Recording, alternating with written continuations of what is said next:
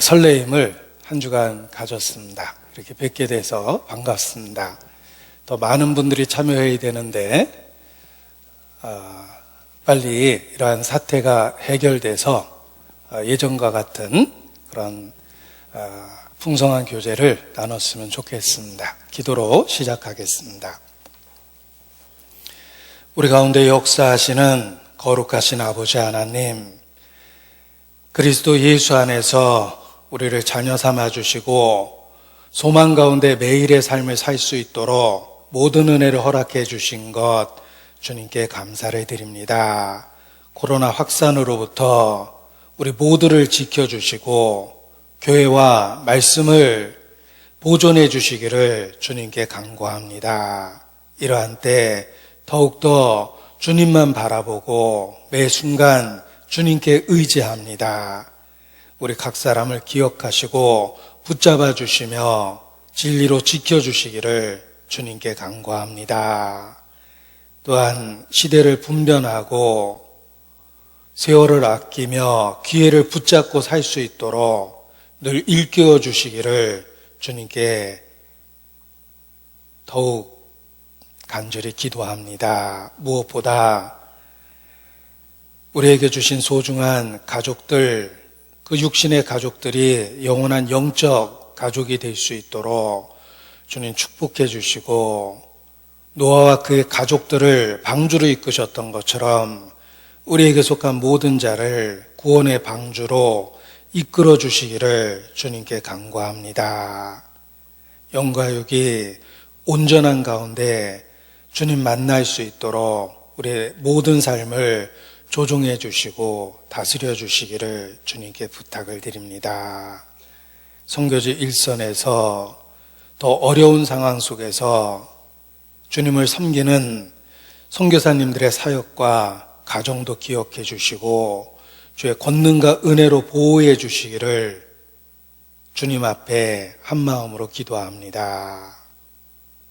우리 모두 주님 앞에 서는 그날 감춰졌던 모든 것이 드러났을 때 주님께 칭찬만 받고 또 서로 당황스러운 일이 없도록 우리의 모든 삶을 주께서 조종해 주시기를 주님께 부탁을 드립니다. 빛의 자녀로 매일의 삶을 살 수 있도록 있는 그곳에서 주의 능력으로 지켜주시기를 주님께 기도합니다. 이 시간도 함께 하시겠다는 소중한 약속의 말씀을 붙잡고 주님께 온전히 의지하고 부탁을 드립니다. 성령의 감동 감화하심으로 우리 심령의 역사하시며 하나님의 살아계신 영광을 나타내 주시옵소서. 주께 의지합니다. 고마우신 우리 구주 예수님 이름으로 기도합니다. 아멘. 네, 성경 요한복음 6장 35절 말씀입니다. 요한복음 6장 35절.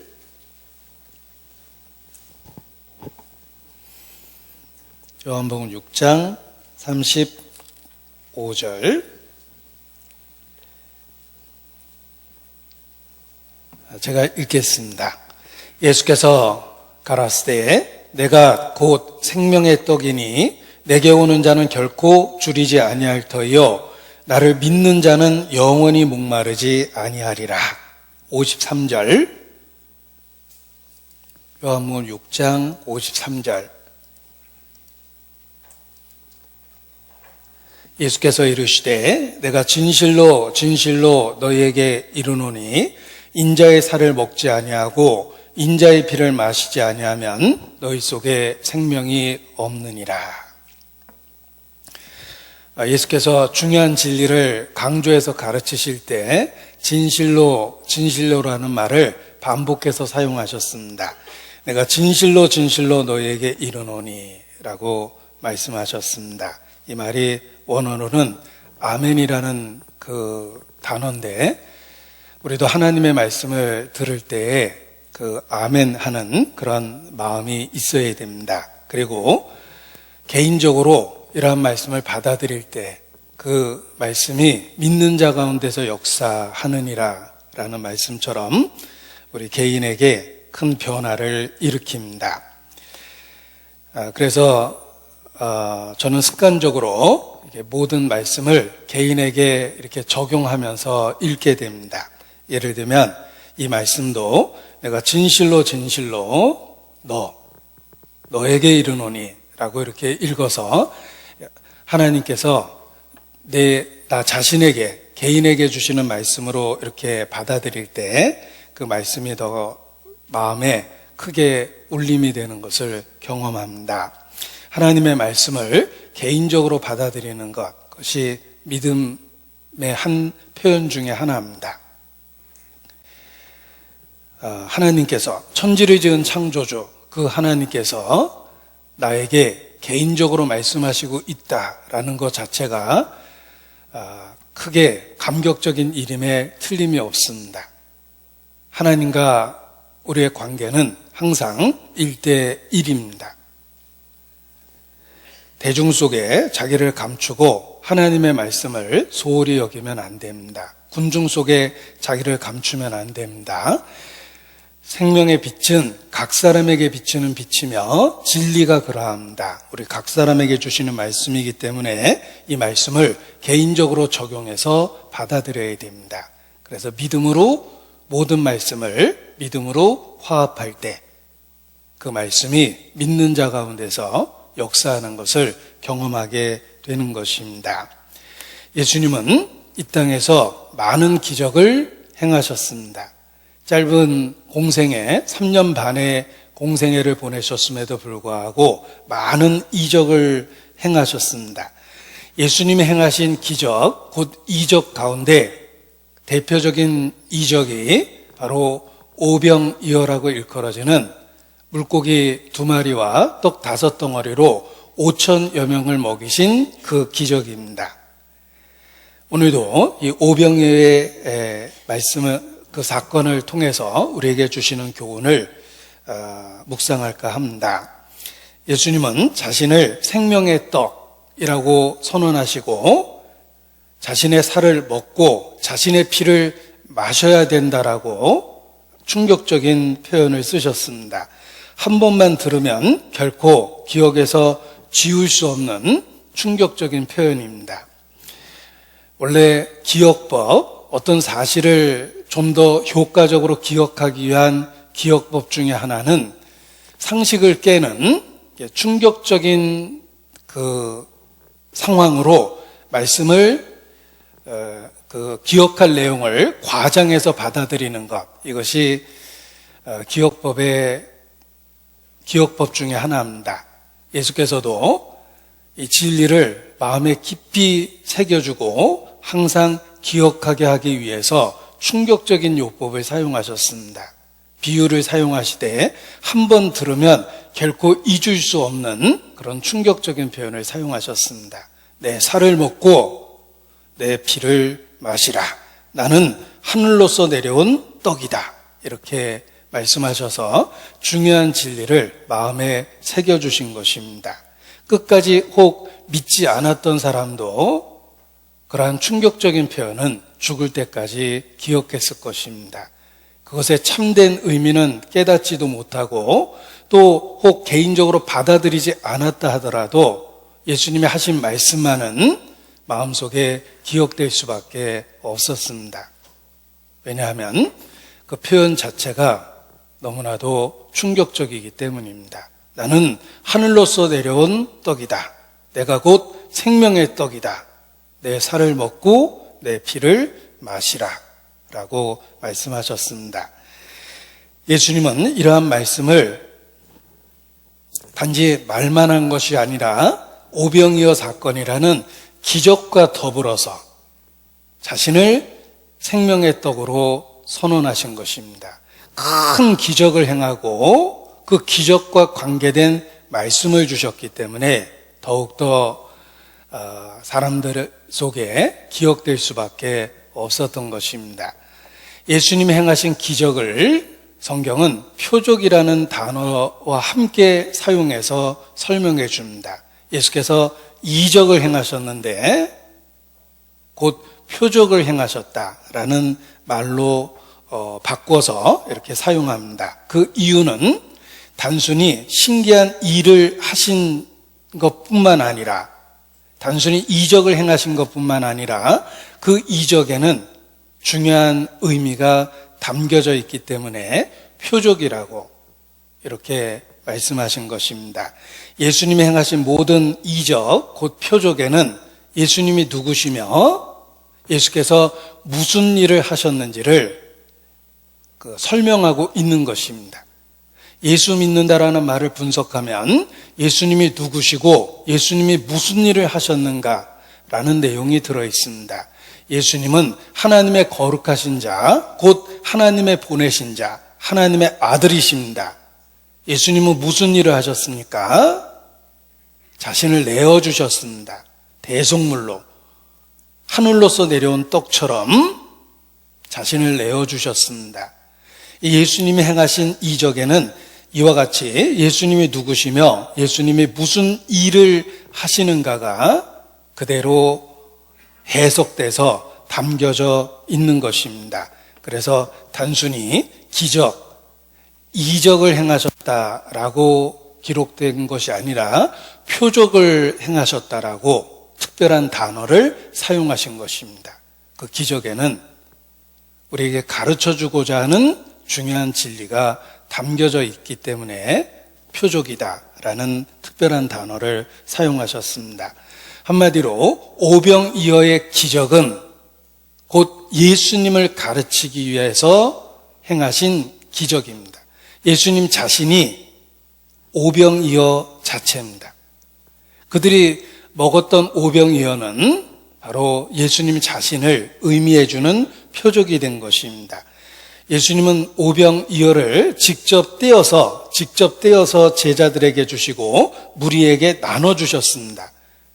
하늘을 우러러 축사하시고 직접 오병이어를 떼어 제자들에게 주었다. 이렇게 기록한 것은 그 오병이어가 예수님 자신을 의미하기 때문에, 하늘로서 내려온 떡이라는 걸 의미하기 때문에 그렇게 직접적인 행사를 하신 것입니다.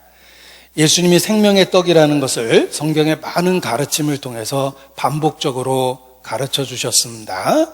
예수님이 태어난 곳, 오래전에 미가 선지자를 통해서 예언되었습니다. 베들레헴, 곧 그곳에서 메시아가 태어날 거라고 예언되어 있었습니다. 베들레헴은 단어 그대로 떡집이라는 그런 의미를 갖고 있습니다. 생명의 떡이신 예수께서 베들레헴, 곧 떡집에서 태어나셨습니다.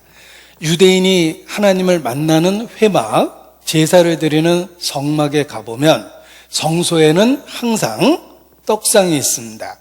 진설병이라는 한자로 표현해서 항상 준비된 떡이 있었습니다. 12덩어리의 그 떡, 온 지파를 위해서 준비된 그 떡입니다. 그 진설병도 바로 예수님 자신입니다.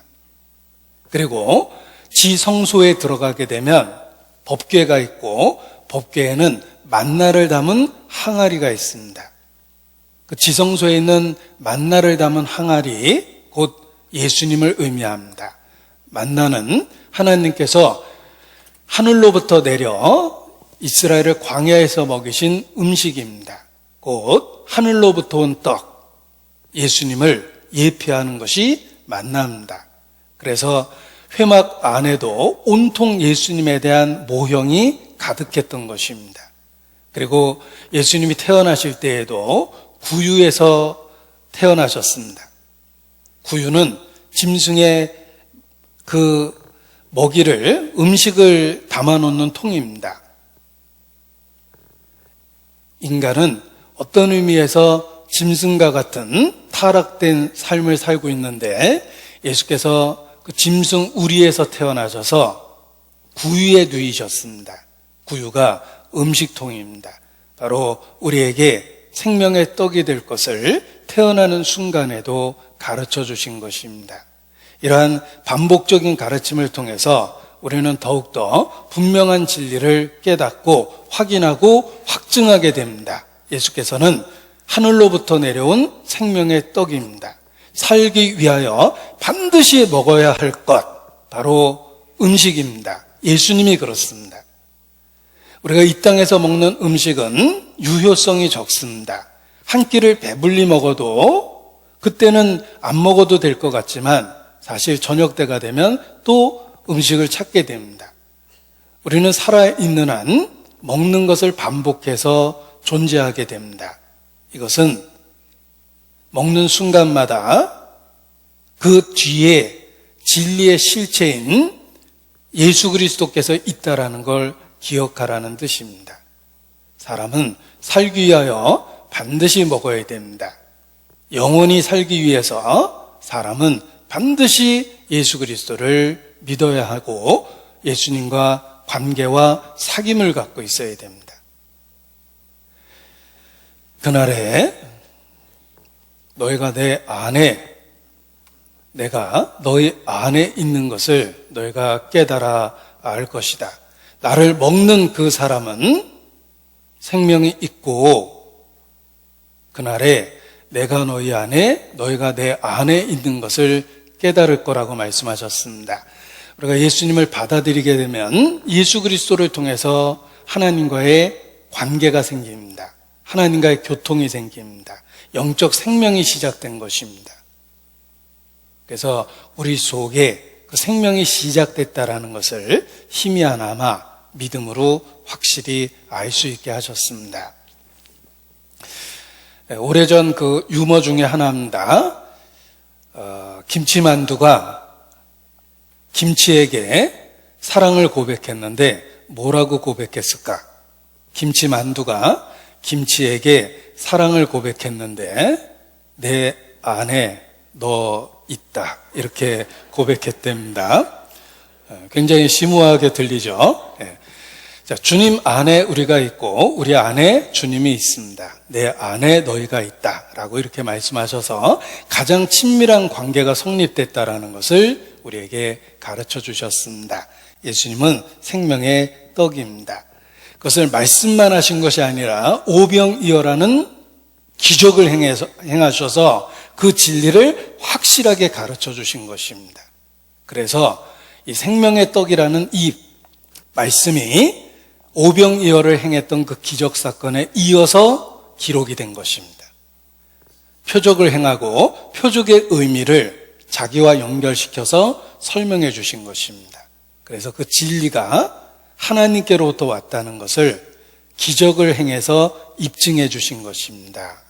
자, 요한복음 6장 30절 31절입니다. 요한복음 6장 30절 31절. 저희가 묻되, 그러면 우리로 보고 당신을 믿게 행하시는 표적이 무엇이니까? 하시는 일이 무엇이니까? 자, 예수 믿으세요 라고 권유할 때 우리도 똑같은 의문이 생깁니다. 우리로 보고 당신을 믿게 하시는 표적이 무엇이니까? 하시는 일이 무엇이니까? 왜 예수 믿을까? 라는 의문을 갖게 됩니다. 유대인도 똑같은 질문을 했습니다. 우리로 보고 당신을 믿게 행하시는 표적이 무엇이니까? 이 표적은 예수님을 믿을 수 있는 증거입니다. 예수님이 행하신 기적이 그 자체가 표적입니다. 내가 행하는 그 일이 곧 나를 증거하는 것이다. 보십시오. 아버지께서 내게 주사 하라고 하신 그 일, 예수님이 하시는 일은 예수님 자신이 어떤 의미가 있는지를 우리에게 분명하게 보여줍니다. 예수님은 십자가에 죽으셨습니다. 예수님의 죽음 자체가 하나님께서 예수 그리스도를 통해서 하시는 가장 큰 일입니다.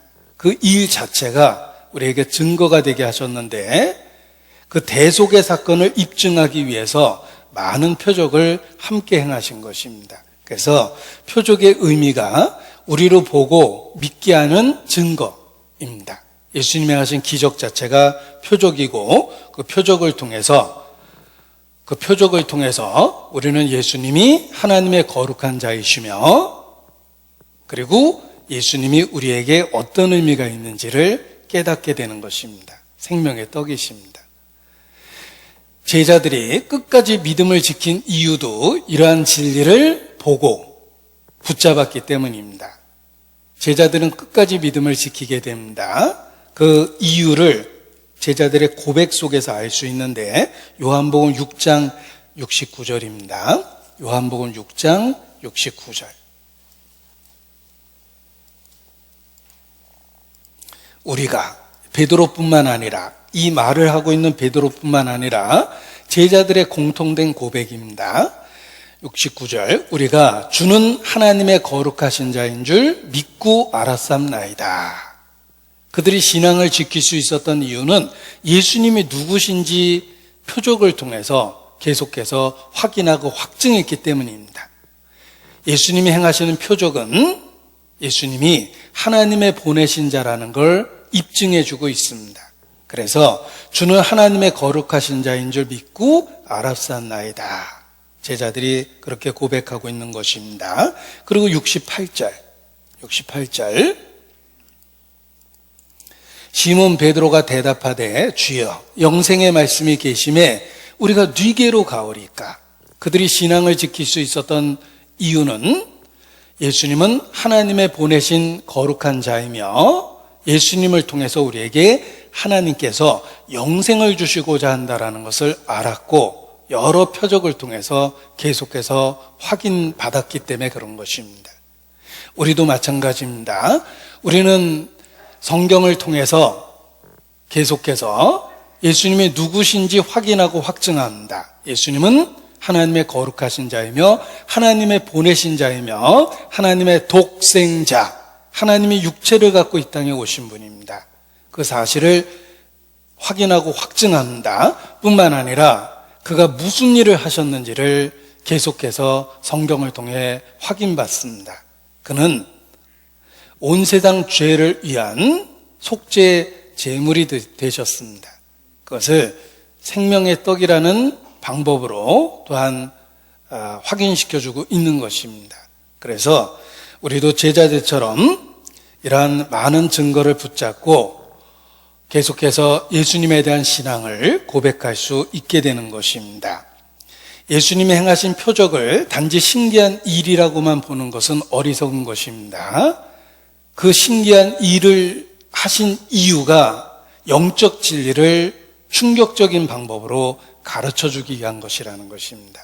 그래서 그 이적을 행하신 예수님의 모습 속에서 우리는 신앙을 확인하고 확증받으며 더 굳건하게 계속해서 서 있을 수 있는 것입니다. 요한복음 20장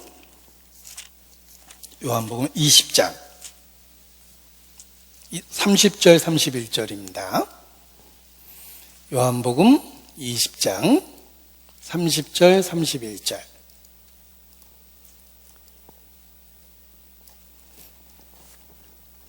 예수께서 제자들 앞에서 이 책에 기록되지 아니한 다른 표적도 많이 행하셨으나 오직 이것을 기록함은 너희로 예수께서 하나님의 아들 그리스도이심을 믿게 하려 하며 또 너희로 믿고 그 이름을 힘입어 생명을 얻게 하려 함이니라.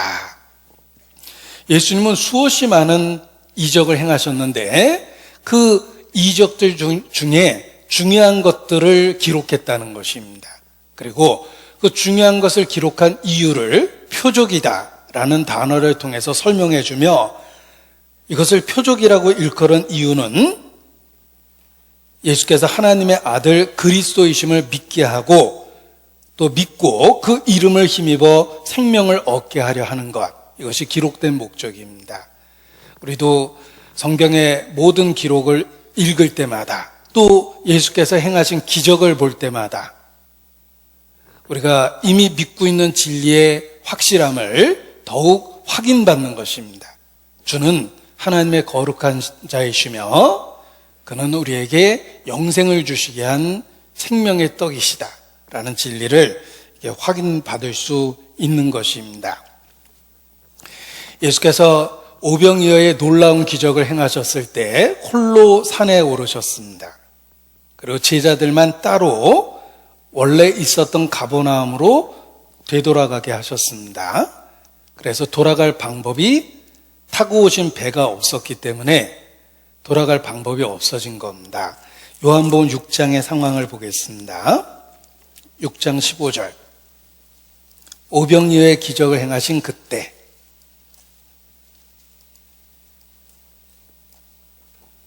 요한복음 6장 15절.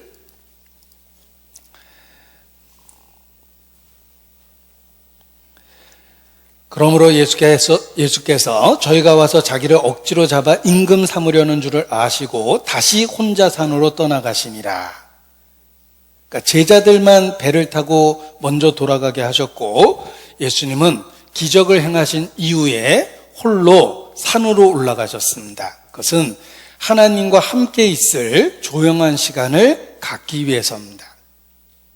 우리의 개인의 삶도 함께 하고 있는 시간도 필요하지만 그 시간 이후에 하나님과 개인적으로 1대1로 있을 시간이 있어야 됩니다. 그것이 경건을 유지할 수 있는 방법입니다. 우리가 함께 있는 때만 신앙생활을 한다면 틀림없이 곧 위선자가 될 것입니다. 사람들에게 보이는 신앙을 갖게 됩니다. 그러나 함께 있고 그 후에 하나님과 1대1로 있는 시간을 가질 때 더욱더 신앙에 새로운 힘을 받게 되는 것입니다. 예수께서 그러하셨습니다. 예수님은 기적을 행하신 이후에 무리와 구별돼서 하나님 앞에 개인적으로 독대하는 시간을 가졌습니다. 우리도 마찬가지예요. 이와 같이 함께하는 시간이 있고 그리고 그 후에는 하나님과 개인적으로 독대하는 시간이 있어야 됩니다. 그것이 경건을 유지할 수 있는 방법입니다. 자, 문제는 제자들이 먼저 하나밖에 없는 배를 타고 가버나움으로 돌아갔다는 것입니다. 예수님은 할 수 없이 바다를 걸어서 가십니다. 그런데 이 모든 것도 신적 지혜에 의해서 미리 계획된 것임에 틀림이 없습니다.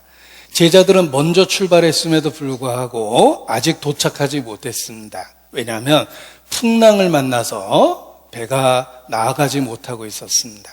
그래서 한밤중이 됐는데도 배는 여전히 풍랑 속에 갇혀 있었습니다.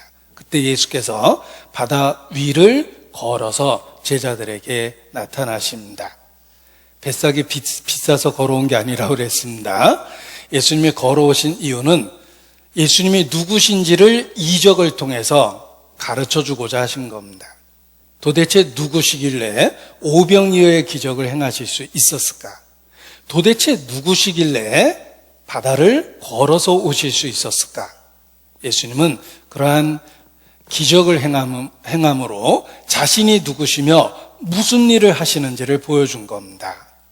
오병이어의 기적은 하늘에서 온 양식을 통해서 생명을 얻을 것이며 하나님께 얻은 그 생명으로 인하여 풍랑 위를 걸어서 다닐 정도의 능력을 얻게 될 것이다 라는 것을 제자들에게 가르쳐 주신 것입니다. 그래서 이러한 기적이 연이어 이렇게 일어난 것입니다.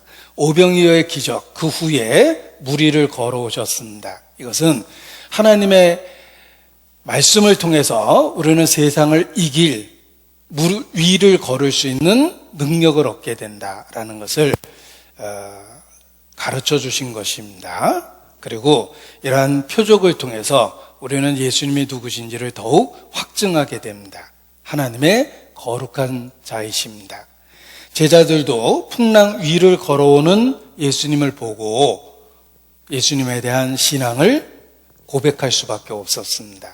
동일한 본문입니다. 마태복음 14장입니다. 마태복음 14장 33절 똑같은 상황 속에서 기록된 말씀입니다. 마태복음 14장 33절 제자들은 연속적인 기적을 경험하게 됩니다. 그리고 예수님 앞에 신앙을 고백할 수밖에 없었습니다. 33절 배에 있는 사람들이 예수께 절하며 가로되 진실로 하나님의 아들이로소이다 하더라. 자, 이것이 표적에 대한 올바른 이해를 통해서 고백하게 된 것입니다. 예수님이 행하신 이적은 단지 놀라운 일을 행하신 것이 아니라 예수님이 누구신지를 분명하게 보여준 것입니다.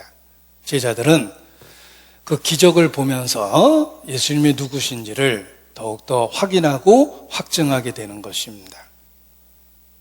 그래서 예수님 앞에 엎드러졌습니다. 절하며 가로되 진실로 하나님의 아들이로소이다. 우리도 우리의 삶 속에 역사하시는 주님을 경험할 때마다 그 앞에 엎드려 절하는 것이 마땅합니다. 그리고 예수님 앞에 개인적인 신앙의 고백을 해야만 합니다. 진실로 하나님의 아들이십니다. 우리가 믿고 있는 그분이 누구신지를 더욱더 삶을 통해서 경험하게 되는 것입니다. 그래서 이 매일의 삶 속에서 우리도 동일하게 고백하는 것이 마땅합니다. 주님이 누구신지를 인식하면서 사는 것입니다. 진실로 하나님의 아들이십니다. 예수님은 제자들을 이러한 표적을 통해서 결코 잊어버릴 수 없는 그 방법으로 진리를 마음에 깊이 새겨주신 것입니다. 돌아가시기 전날도 동일한 방법으로 진리를 그들 마음에 깊이 새겨주셨습니다. 돌아가시기 전날 함께했던 제자들과 시간을 보내고 있습니다. 여러분이 죽기 전날 무엇을 하고 싶습니까? 보던 연속극 마저 보시겠습니까? 임종 직전에 그 전날 무엇을 하시겠습니까? 사랑하는 사람과 함께 시간을 보내고 싶을 겁니다. 홀로 격리된 병실에서 임종을 맞이하고 싶진 않을 것입니다. 임종 그 직전에 사랑하는 사람과 함께 있고 싶을 겁니다. 예수님도 돌아가시기 바로 전날 사랑하는 제자들과 함께 있습니다. 그때 성찬식의 규례를 정하시며 떡을 떼어 나눠주셨습니다. 먹어라, 내 살이라. 잔을 가지고 축사하시고 또 제자들에게 주셨습니다.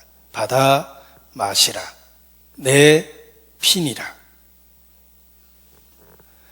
돌아가시기 전날도 성찬식을 통해서 예수님이 왜 죽음을 맞이하는지를 분명하게 가르쳐 주신 것입니다.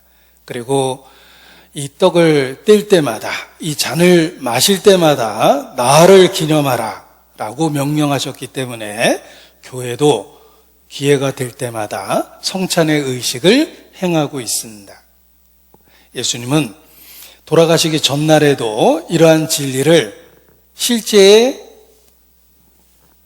함께 식사를 나누는 그 순간에 그들 마음에 깊이 새겨주신 것입니다.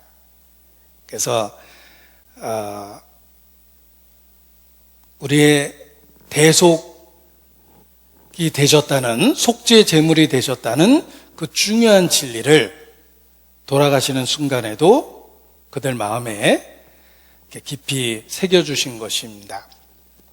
오병이어는 단순한 기적이 아니라 영적 진리를 설명하기 위한 표적이다. 그래서 요한복음 6장에 기적 이후에 길게 생명의 떡이라는 것을 설명해 주셨다라는 말씀을 드렸습니다. 그리고 오병이어의 기적 그 자체가 예수님이 하시는 일을 분명하게 보여주는 것입니다. 예수님 자신이 바로 오병이어입니다. 생명의 떡이십니다. 직접 떼어 제자들에게 주셨습니다. 생각해 보십시오. 오병이어라는 한 사람이 먹을 수 있는 음식을 갖고 5천여 명, 남자만 5천여 명이었으니까 아마도 어린아이와 또 부녀자들을 포함하면 2만 명은 됐을 거라고 이야기합니다. 예수께서 한 사람이 먹을 수 있는 오병이어의 양식을 갖고 5천여 명 이상을 먹이셨습니다. 이것은 예수 그리스도와 관련한 진리를 우리에게 그대로 보여주신 것입니다. 한 사람의 죽음, 예수님 자신의 죽음이 많은 사람의 구원이 될 거라는 것을 기적을 통해서 보여주신 것입니다. 한 사람이 먹을 수 있는 음식을 5천 명 이상에게 먹이셨다는 것은 한 사람의 죽음이 많은 사람의 구원이 될 거라는 진리를 기적을 통해서 설명해 주신 것입니다. 우리가 믿고 있는 진리가 그렇습니다. 한 사람의 죽음을 통해서 온 인류가 구원 얻을 수 있는 길이 열렸다는 것입니다. 어떻게 한 사람을 통해서 온 인류가 구원받을 수 있을까? 오병이어라는 기적도 그 의미를 설명해 주고 있습니다. 하나님이 그렇게 하셨습니다. 하나님의 하신 방법입니다. 그리고 이러한 하나님이 인간을 구원하시는 방법은 우리가 역사를 시작했을 때 일어났던 일과 동일하다라고 설명해 줍니다. 인간이 어떻게 죄인이 되었습니까? 왜 하나님과 분리되었습니까? 우리가 왜 나면서부터 죄인이 되었고 모태로부터 멀어졌습니까? 성경은 말합니다. 아담 한 사람의 불순종으로 온 인류가 죄인 되었다. 그 처음의 사건이 인간을 구원하시는 동일한 방법이 된 것입니다. 로마서 5장 18절입니다. 이것을 인류의 대표성이라고 그러는데 그 의미를 생각해 보십시오. 로마서 5장 18절입니다. 로마서 5장 18절. 이 말씀의 키워드는 가치입니다. 가치라는 말이 이 말씀을 이해할 수 있는 키워드입니다. 자, 그런즉 한 범죄로 많은 사람이 정죄에 이른 것 같이, 제가 키워드라고 그랬습니다. 그런즉 한 범죄로 많은 사람이 정죄에 이른 것과 같이 의의 한 행동으로 말미암아 많은 사람이 의롭다 하심을 받아 생명에 이르렀느니라. 자, 앞부분에 있는 내용을 생각해 보죠. 한 범죄로 많은 사람이 정죄에 이른 것과 같이 우리는 아담 한 사람 때문에 죄인이 되었고 죄성을 갖고 하나님과 분리된 이 세상에 태어났습니다. 나는 태어날 때부터 하나님과 분리되어 있었고 내 인생 속에 신은 없었어요. 우리가 살고 있는 세상은 신의 부재, 신이 없는 세상입니다. 신과 격리된 세상입니다. 그래서 세상이 무너지고 있는 거예요. 자연의 질서가 깨지고 있었던 것입니다. 그 이유를 성경을 통해서 알게 됐습니다. 아담의 범죄로 인해서 온 인류는 낙원을 잃어버렸습니다. 에덴의 동편 노 땅으로 쫓겨났습니다. 에덴의 동쪽, 하나님과 분리돼 버린 겁니다. 이걸 신학적 교리로 원죄라고 이야기하지만 그런 신학적 용어를 쓰지 않아도 우리는 성경을 통해서 그 사건을 보고 이해하게 됩니다. 아담 한 사람 때문에 우리가 죄인 되었습니다. 그걸 이해한다면 예수님 한 사람을 통해서 구원받는다는 진리도 이해하게 될 거다라는 뜻입니다. 같이, in the same way, 같은 방법으로 인간을 구원하신 것입니다. 의의 한 행동으로 말미암아 많은 사람이 의롭다 하심을 받아 생명에 이르렀느니라. 첫 번째 범죄를 이해하면 예수님 한 분을 통해서 우리가 구원받게 된다는 진리를 이해하게 되는 것입니다. 아담은 인류의 대표였습니다. 예수님은 또 다른 인류의 대표입니다. 그래서 마지막 아담이라고 부르는 겁니다. 또 하나의 아담이 되신 거예요. 이것이 인류의 대표성이라는 것입니다. 보십시오. 왕이 다스리던 시대에 왕이 전쟁을 결정하면 온 국민이 전쟁을 해야 됩니다. 너 혼자 싸워. 이럴 수는 없습니다. 일본에 대해서 대통령이 반일본 정책을 펴면 온 국민이 노 저펜이라는 운동을 해야 돼요. 한 사람의 결정이 온 국가에 영향을 끼치는 것입니다. 왕이 다스리던 시대는 절대적입니다. 왕이 전쟁을 결정하면 온 국민이 전쟁을 해야 되는 거예요. 그래서 민족에게 죄를 짓는다. 히틀러, 김일성 이렇게 얘기하는 거예요. 그들은 인류에게 죄를 지었고 민족에게 죄를 지었습니다. 온 국민을 전쟁터에 몰아넣고 온 국민을 살인하게 만들었어요. 왕이 결정하면 온 국민이 따르는 겁니다. 왕이 항복을 결정하면 온 국민이 항복하는 거예요. 왕이 평화를 선언하면 온 국민이 평화를 경험하게 됩니다. 그것이 대표성입니다. 아담은 인류를 타락시킨 대표. 이와 같이 in the same way라고 제가 영어를 표현했는데 쉬운 번역이 그렇습니다. 같은 방식으로 하나님이 인간을 구원하셨다는 뜻입니다. 그래서 의의 한 행동으로 말미암아 예수님의 죽음입니다. 온 인류를 구원하게 하셨습니다. 그래서 예수님 믿으면 구원을 받는 겁니다. 내 결정과 상관없이 나는 죄인이 됐습니다. 아담 때문에. 내가 선을 행하든 악을 행하든 내가 예수님을 믿음으로 말미암아 예수님 때문에 의인이 된다.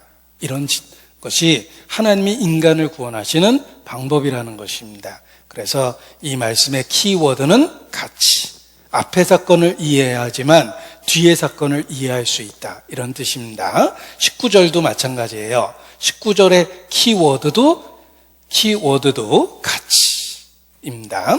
한 사람의 순종치 아니함으로 많은 사람이 죄인이 된 것과 같이.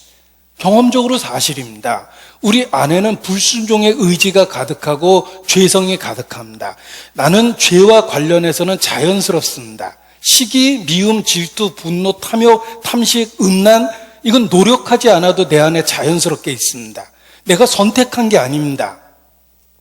나는 경험적으로 아담 때문에 죄인 됐다는 진리를 받아들일 수밖에 없습니다. 내가 선택한 상태가 아닙니다.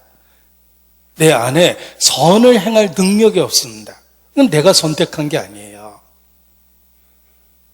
이와 같이 예수 그리스도를 통해서 우리가 구원을 받는다는 것입니다. 그래서 한 사람의 순종치 아니함으로 많은 사람이 죄인이 된 것과 같이라는 첫 사건을 이해한다면 그 다음 사건도 이해할 수 있다는 뜻입니다. 한 사람의 순종하심으로 많은 사람이 의인이 되리라. 예수 믿고 의인이 되는 겁니다. 이것이 하나님이 정하신 법입니다. 하나님의 통치를 다스릴 때, 통치를 받아들일 때 왕의 결정이 곧 나의 결정이 됩니다. 왕이 결정했다면 전쟁해야 되고, 왕이 결정했다면 무기를 내려놓고 항복해야 되고, 왕이 결정했다면 평화를 누릴 수도 있는 겁니다. 하나님의 주권입니다. 내가 죄인 된 것은 경험적으로 사실이에요. 그 원인을 알게 됐어요. 아담 때문이에요. 언제라고 표현했죠? 내가 의인 된 것도 마찬가지입니다. 나는 예수님을 믿기만 하면 값없이 의인이 됩니다. 천국에 갈 수 있습니다. 하나님이 정하신 방법입니다. 고린도전서 15장입니다. 고린도전서 15장 22절 고린도전서 15장 22절입니다. 키워드는 같이. 아담 안에서 모든 사람이 죽은 것 같이. 이걸 먼저 이해해야 됩니다. 그리스도 안에서 모든 사람이 삶을 얻으리라. 우리는 아담 안에서 죽음을 경험했습니다. 영적으로 죽어서 태어났습니다. 그렇다면 틀림없이 그리스도 안에서 삶을 얻습니다. 동일한 원리가 적용된다는 거예요. 15장 45절 성경은 반복적으로 진리의 확실성을 가르쳐 줍니다. 45절 역시 키워드는 같이입니다. 기록된 바 45절 기록된 바 첫사람 아담은 산령이 되었다함과 같이. 마지막 아담은 살려주는 영이 되었나니. 마지막 아담은 예수님 자신입니다. 아담의 운명이 예수 그리스도로 말미암아 끝나고 새로운 것을 주시겠다는 뜻입니다. 마지막 아담은 살려주는 영이 되었습니다. 우리는 예수님을 통해서 완전한 새로운 역사의 출발을 할 수 있는 것입니다. 이 육신의 삶을 완전히 끝내고 그리스도는 우리 안에서 새로운 삶을 시작합니다. 마지막 아담은 살려주는 영이 되었기 때문입니다. 자, 오병이어의 사건은 기적입니다. 하나님만 일으킬 수 있는 기적입니다. 한 사람이 먹을 수 있는 음식의 양을 갖고 5천여 명을 먹이셨습니다. 예수님 자신이 생명의 떡이며 오병이어 자체입니다. 예수님은 자신의 생명을 통해서 많은 사람에게 생명을 주시는 것입니다. 하나님이 행하시는 기적이며 이 기적을 일으킨 그 뒤에는 하나님의 지혜가 있고 하나님의 사랑이 있는 것입니다. 이것이 예수님을 믿는 원리가 되는 것입니다. 그래서 단순한 기적의 이야기가 아니라 우리가 예수님을 믿는 진리를 확인하고 확증하는 사건이 되는 것입니다. 오병이어. 자, 예수님은 생명의 떡입니다. 우리를 영생하도록 우리에게 주신 생명의 떡입니다. 음식을 생각해 보십시오. 음식은 일회성이 아닙니다. 살아있는 한, 존재하는 한 계속적으로 음식을 먹어야지 생명을 유지할 수 있습니다.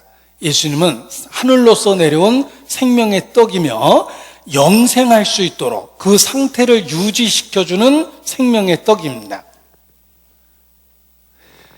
에덴 동산에 먹으면 죽는 선악과가 있었고 먹으면 영생하는 생명나무가 있었고 영원한 세계에도 생명나무의 열매가 있다라고 기록되어 있습니다.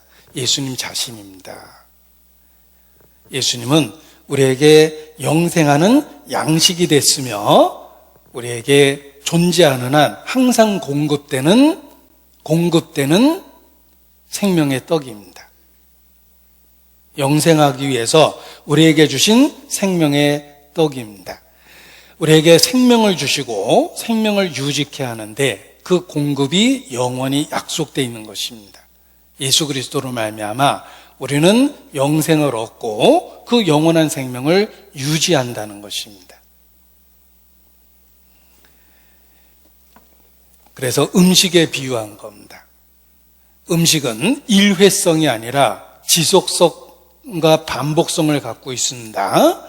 우리는 예수 그리스도를 통해서 영생을 얻고 영생을 유지하고 영원히 존재하게 되는 것입니다. 예수님은 영원히 계신 분이고 우리에게 영원한 양식이 되신 겁니다. 결코 마르지 않는 샘이 되고 없어지지 아니하는 음식의 근원이 된 겁니다. 그래서 하늘로서부터 내려온 떡이다 이렇게 말씀하신 것입니다. 우리는 그리스도의 대속의 의미를 지속적 반복적으로 현재화시키며 하나님이 우리에게 주신 생명을 유지할 수 있는 것입니다. 예수님은 하나님 우편에 계십니다. 중보자로 그 자리에 계십니다. 그래서 지속적으로 우리와 관계를 유지하고 사귐을 유지할 수 있는 것입니다. 지금도 예수께서 하나님 보좌 우편에 앉아 계시기 때문에 나의 영적 위치가 그곳에 있고 하나님과의 친밀한 관계와 사귐이 그곳에 있습니다. 그래서 지상에서 내가 어떠한 상태이든 간에 그 관계와 사귐을 누릴 수 있는 것입니다. 찬송의 가사도 이 같은 진리를 설명해 줍니다. 거룩하신 보좌 앞에 항상 주 여호와께 나의 죄 사하시기를 쉬지 않고 비시네. 예수님의 사역은 지속적이기 때문에 내가 어떤 상태이든지 하나님께 나아갈 수 있게 된 겁니다. 생명의 양식이며 끊이지 않는 양식이 되신 거예요. 이러한 진리를 가르쳐주기 위한 기적이 있습니다. 기적은 표적이며 중요한 진리를 담고 있다고 말씀드렸죠. 단순히 신기한 일을 행한 것이 아니라 중요한 진리를 담고 있는 표적입니다. 이러한 진리를 가르쳐주는 표적이 있습니다. 사르밧 과부의 이야기입니다. 사르밧 과부의 이야기를 찾아보겠습니다. 엘리야와 사르밧 과부의 스캔들이 아니라, 제가 지금 좀 이상한 단어를 썼는데, 이 성경을 왜곡시키는 사람들은 똑같은 본문을 갖고 아주 이상하게 이야기합니다. 요나단이 다윗을 사랑했다는 말을 갖고 동성애라고 하고, 믿음의 조상 다윗도 동성애했다. 그래서 동성애는 죄악이 아니다라고 주장한 사람이 올 3월에 죽었거든요. 미국의 신학자인데 아마 지금쯤은 엄청나게 후회하고 있을 겁니다. 하나님 앞에서. 자기의 동성애적인 성향을 정당화하기 위해서 성경을 왜곡시킨 거예요. 그래서 이 똑같은 본문을 이제 왜곡시키는 사람들이 있어서 제가 조금 충격적인 단어를 좀 써봤습니다. 자, 엘리야와 사르밧 과부의 이야기입니다. 우리에게 영적 진리를 담고 있는 표적에 대한 이야기입니다. 열왕기상 17장입니다. 열왕기상 17장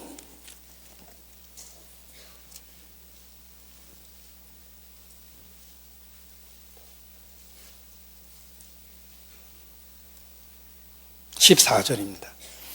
열왕기상 17장 14절.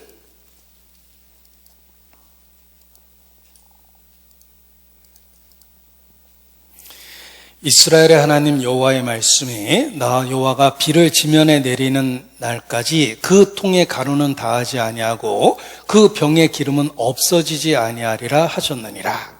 3년 반의 흉년이 있었습니다. 그 흉년 내내 이 사르밧 과부에게 하나님이 은혜를 주셨습니다. 통의 가루가 다하지 아니하고 그 병의 기름이 없어지지 아니하고 온 가족이 흉년을 견뎌냈습니다. 기적이죠. 한때는 이렇게 생각했습니다. 야, 하나님이 그 통의 가루가 그게 얼마나 될까? 기름병, 그 기름이 얼마나 될까? 왜 이렇게 손이 작어? 크게 그냥, 집 앞에 가득 쌓아 두셨으면, 한 번에 더 받으면 더 크게 기뻤을 텐데, 이런 생각을 해봤는데, 저의 짧은 소견입니다. 한 번에 다 주셨으면 어떻게 됐을까요? 기쁨도 한 번이에요. 3년 반 내내 주셨습니다. 하나님께서 3년 반 내내 자기를 기억하고 있다는 매일의 기쁨을 가질 수 있었을 거예요. 단지 가루가 있고 기름이 있다가 아닙니다. 자기를 잊지 않고 매일 챙겨주신다는 기쁨이 있을 거예요. 그래서 그 기쁨을 흉년이 끝나는 날까지 주신 겁니다. 단 한 번 주신 게 아니라는 거예요. 게다가 한 번에 다 주셨으면 사르밧 과부는 흉년에 틀림없이 강도당했을 겁니다. 야, 거기 양식 있는 얘기 들었어? 틀림없이 소문나서 강도당했을 겁니다. 딱 주실 만큼 흉년 끝날 때까지 은혜를 주신 거예요. 이 사르밧 과부의 이야기, 기적, 곧 표적을 보십시오. 그 표적 속에서 무엇을 보셨습니까? 신기하다가 아닙니다. 그 미천한 한 여자에게 주신 은혜가 나 같은 죄인에게 주신 은혜를 예표하며 우리가 살고 있는 인생은 3년 반의 흉년과 가뭄과 똑같습니다. 우리를 끝날까지 지키실 거라는 걸 약속해 주셨어요. 통의 가루로 채워주시고 병의 기름을 채워주십니다. 내가 신앙을 지킬 수 있는 매일의 양식을 주십니다. 이 사르밧 과부의 이야기는 예수님이 모든 성도에게 하시는 일을 표적으로 설명해 준 겁니다. 이 사르밧 과부만 감격할 수 있는 게 아니에요.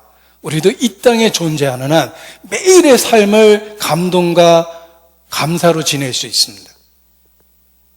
오늘도 채워주셨어요. 내가 신앙을 지키고 살 수 있는 충분한 은혜를 주셨어요. 이 가뭄 중에, 이 흉년 중에. 믿지 않는 이웃을 보십시오. 그들은 영적으로 죽어가고 있어요. 자기가 죽는다는 것조차도 깨닫지 못하는 미련함 속에서 죽어가고 있습니다. 그런데 주님은 나를 기억하시고 오늘의 양식을 주셨어요. 주님은 내게 매일 생명의 떡이 되십니다. 그래서 하나님과의 관계와 사귐이라는 영적 생명을 매일 유지시켜주고 계십니다. 이 사르밧 과부의 이야기가 성도에게 주시는 축복에 대한 예표입니다. 그래서 잊지 말라고 흉년 중에 하나님이 떡과 기름을 주신 것으로 비유해 주신 겁니다. 엘리사의 이야기 속에도 있습니다. 이 오병이어의 기적은 엘리사의 이야기 속에도 있습니다. 열왕기하 4장입니다. 구약 성경을 대표하는 선지자는 엘리야와 엘리사입니다. 42절, 열왕기하 4장 42절.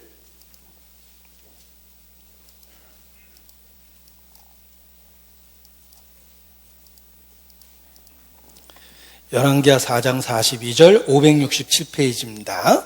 한 사람이 바알 살리아에서부터 와서 처음 익은 식물 곧 보리떡 20과 또 자루에 담긴 채소를 하나님의 사람에게 드린지라. 한 사람이 마음을 담은 그 음식 선물을 엘리사에게 갖다 주었습니다. 그러나 엘리사는 많은 생도들 100명 이상의 성도들과 함께 있었습니다. 굶주리고 있는 그들에게 그 음식의 양이 너무 적었어요. 그런데 기적이 일어납니다. 여호와의 말씀에 무리가 먹고 남을 거다라고 얘기를 하셨어요. 43절입니다. 43절. 그 사환이 가로되 어찌미니까 이것을 100명에게 베풀겠나이까 하나 엘리사는 또 가로되 무리에게 주어 먹게 하라. 여호와의 말씀이 무리가 먹고 남으리라 하셨느니라. 적은 양의 음식을 갖고 100명 이상의 무리가 먹고 남은 겁니다.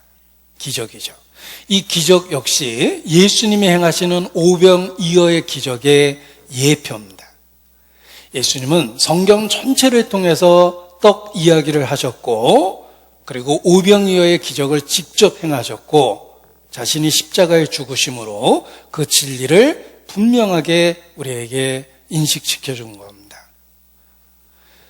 매일의 삶에서 우리는 생명의 떡인 예수님을 먹고 마셔야 됩니다.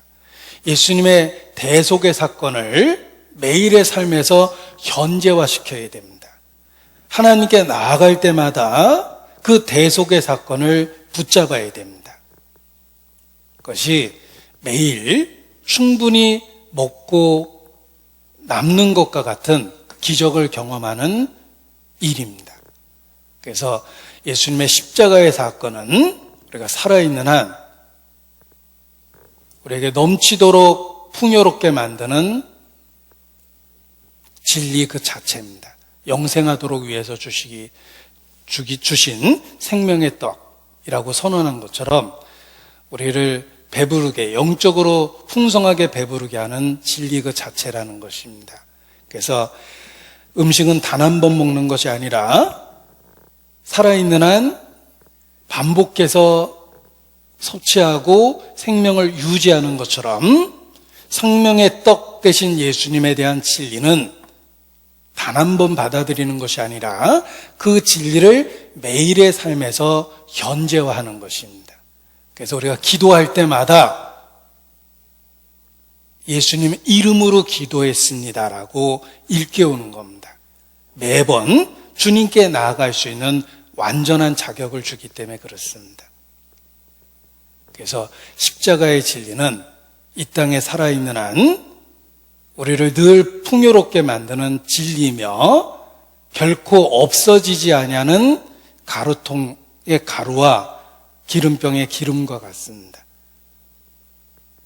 존재하는 한 하나님이 항상 가득가득 채워주십니다. 그래서 힘들 때마다, 위로가 필요할 때마다, 새롭게 출발할 때마다 우리는 영적 음식을 먹고 새로운 힘을 얻어야 됩니다. 엘리야가 낙심했을 때 그에게 떡과 포도주를 먹이셨습니다. 새 힘을 얻고 그 힘을 통해서 마침내 호렙산에 이르렀다고 되어 있습니다. 우리의 삶이 그렇습니다. 하나님이 우리에게 명하신 그곳에 이르를 때까지, 다다를 때까지 우리는 그 음식의 힘을 의지해서 걷고 또 걸어야 됩니다. 우리에게 주신 그 음식이 예수님 자신이며 대속에 대한 진리라는 것입니다. 열왕기상 19장 엘리야의 이야기입니다. 열왕기상 19장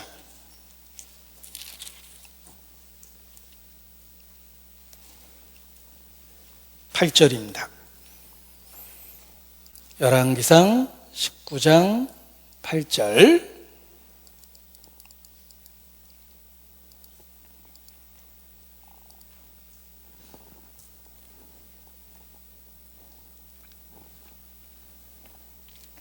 열왕기상 19장 8절. 제가 읽고 이렇게 마음으로 눈으로 읽어주시기 바랍니다. 이에 일어나 먹고 마시고 그 식물의 힘을 의지하여 40주 40야를 행하여 하나님의 산 호렙에 이르니라. 자, 우리가 천성에 이르는 그날까지 동일한 것을 경험하게 될 것입니다. 먹고 마시고 식물의 힘을 의지해야 돼요. 예수님은 단 한 번 먹는 음식이 아니라 매일의 삶에 채워지는 풍성한 영적 양식입니다. 그 예수님의 대속에 대한 진리를 붙잡고 그 안에서 살아갈 때 힘을 얻고 40주 40야를 행하게 됩니다. 40은 고난, 시험, 연단이며 우리의 인생 그 자체고 신앙생활 그 과정 그 자체입니다. 그 40주 40야를 무슨 힘으로 걷고 또 걷겠습니까? 주님이 주신 그 신령한 양식, 예수님 자신입니다. 그것을 통해서 회복하고 새로운 힘을 얻고 영향을 공급받고 죄와 싸워 이겨내고 그 식물의 힘을 통해서 40주 40야를 걸어서 목적지에 도착하게 되는 것입니다. 이것이 우리 신앙생활하는 모습이라고 말씀드릴 수 있습니다. 오래된 고전적인 찬송입니다. 아마 처음 들으신 분이 계실 텐데 멜로디는 틀림없이 아실 겁니다. 그 흑인들이 즐겨 불렀던 오래된 그 고전적인 찬송 중에 The Lord Enter the Garden Come 이라는 찬송이 있습니다. 주께서 정원으로 들어오시다. 뭐 이렇게 직역하면 그런 내용인데 우리가 매일 대속의 진리를 마음에 새겨야 된다는 그런 내용을 담고 있습니다. 소개해 드리겠습니다. 주님 십자가 바라보며 그 사랑 생각하니 세상 모든 죄 짊어지신 주님의 은혜로다. 앞부분을 들으면 더 생각이 나실 겁니다. 이 풍진 세상을 만났으니 너의 사명이 무엇이냐? 믿음과 소망과 사랑 중에 제일은 사랑이라. 주님 십자가 바라보며 그 사랑을 생각하니 세상 모든 죄 짊어지신 주님의 은혜로다. 이게 이제 동양적 우리 감성에도 잘 맞는 멜로디를 갖고 있습니다. 그런데 오래된 그 고전적인 찬송입니다. 유행가 불렀다고 이렇게 생각하는 분 계시는 것 같은데, 원래 오래된 찬송의 멜로디를 이렇게 한국에서 즐겨 부르다 보니까 그 이제 유행가 가사로 이렇게 개사돼서 사람들에게 알려졌습니다. 제가 TV 보다 깜짝 놀랐어요. 찬송이 나오길래, 야, 텔레비전도 드디어 저기 개종했구나, 회심했나 보다 그랬더니, 잘 들어보니까 찬송가 멜로디인데 가사를 개사한 노래입니다. 그게 바로 희망가입니다. 그런데 그 가사가 그렇습니다. 주님 십자가 바라보며 그 사랑 생각하니 세상 모든 죄 짊어지신 주님의 은혜로다. 그 진리가 매일의 삶을 회복시키는 진리라는 거예요. 영생하도록 우리에게 주신 양식과 같다는 것입니다.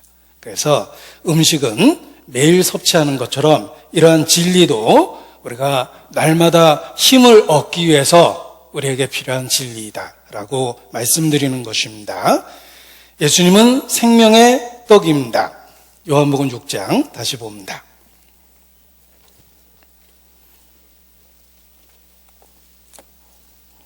요한복음 6장 33절입니다.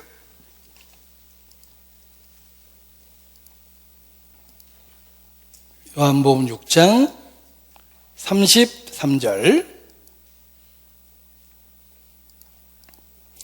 하나님의 떡은 하늘에서 내려 세상에게 생명을 주는 것이니라. 예수님 자신을 이렇게 선언해 주셨습니다. 내가 곧 생명의 떡이다. 살기 위하여 반드시 먹어야 할 것, 떡입니다. 음식입니다. 영적으로 살아남기 위해서 반드시 먹어야 할 것, 바로 생명의 떡인 예수님 자신입니다. 그래서 예수님을 믿을 수밖에 없는 것입니다. 그런데 곡식을 옆에 두고 굶어 죽는 사람처럼, 물가에서 갈증으로 목말라 죽는 사람처럼 스스로 죽음을 선택하는 어리석은 사람들, 그것이 불신자입니다. 불신자는 가장 어리석은 선택을 하는 사람입니다. 그들은 풍성한 양식을 쌓아두고도 굶어 죽는 것과 같습니다. 어린 시절에 들었던 게으름뱅이에 대한 동화입니다. 손 하나 까딱 안 하는 게으름뱅이가 있었는데 아주 좋은 아내를 만났습니다. 아내가 항상 음식을 해서 먹여줘서 좋은 아내 때문에 잘 지냈습니다. 그런데 친정에 급한 일이 있어서 아내가 친정에 다녀올 수밖에 없었습니다. 아내는 남편 걱정이 됐어요. 손 하나 까딱 안 하는 남편이 갔다 오면 굶어 죽을 텐데 어떡할까. 그래서 오랫동안 고민한 끝에 좋은 생각을 했습니다. 떡을 먹을 수 있는 크기로 다 미리 만들어서 손만 까딱하면 떡 하나씩 또르륵 굴러서 앞에 떨어지게 만들어 놨습니다. 그래서 여러 번 가르쳐 줬대요. 여보, 요거 땡기면 떡이 먹을 만큼 똑 떨어지니까 그거 드시고 그리고 계셔요. 제가 친정 다녀오겠습니다 하고 잘 가르쳐 주고 친정에 갔다 왔는데 굶어 죽었답니다. 왜냐하면 그 손 까딱하는 것도 안 해봤거든요. 늘 아내가 갔다가 먹였기 때문에 살아남았었는데 아내가 없어지니까 귀찮아서 그냥 있다가 굶어 죽었답니다. 그래서 아내는 이런 남편은 없는 게 낫겠다 하고 새 출발해서 행복하게 살았다. 뭐 이런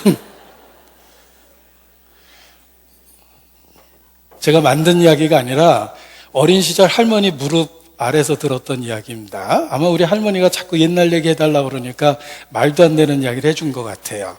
아무튼 어렸을 때 들었던 이야기가 너무나 생생하게 지금도 기억납니다. 에이, 그런 사람이 어디 있어? 이런 생각을 했는데 구원 못 받는 불신자가 그렇습니다. 끝까지 구원 못 받고 죽는 사람은 그 옛날 이야기 속에 나오는 가장 게으른 뱅이하고 똑같은 거예요. 생명의 떡을 주셨는데 굶어 죽은 거예요. 안 믿는 사람이 그런 최악의 어리석은 선택을 하는 사람입니다. 안 믿는 사람이 그렇습니다. 생명의 떡을 주셨음에도 불구하고, 그럼에도 불구하고 끝까지 안 믿는 사람들, 최악의 선택을 한 겁니다. 요한복음 1장입니다.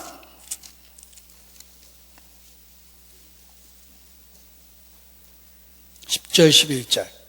요한복음 1장 10절 11절. 그가 세상에 계셨음에 세상은 그로 말미암아 지은 바 되었을 때 세상이 그를 알지 못하였고, 불행은 여기서 시작됩니다. 하나님이 만든 모든 것을 누리고 살면서도 창조주에 대해서 전혀 알지 못합니다. 이유는 고의적인 무지라고 그래요. 고의적인 무지예요. 왜냐하면 알고 싶지 않았어요. 저희가 마음에 하나님 두기를 싫어하며 하나님이 그 상실한 마음대로 내어버려 두사 마음에 하나님 두기를 싫어했어요.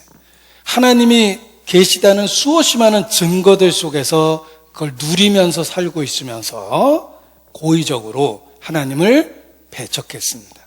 고의적인 무지예요. 그러다가 결정적으로 주님을 거절하게 됩니다. 11절이죠. 자기 땅에 오매 자기 백성이 영접지 아니하였다. 이것이 당시에 믿지 않은 사람들의 모습입니다. 생명의 떡이신 예수께서 이 땅에 오셨습니다. 우리에게 풍성한 양식을 주신 거예요.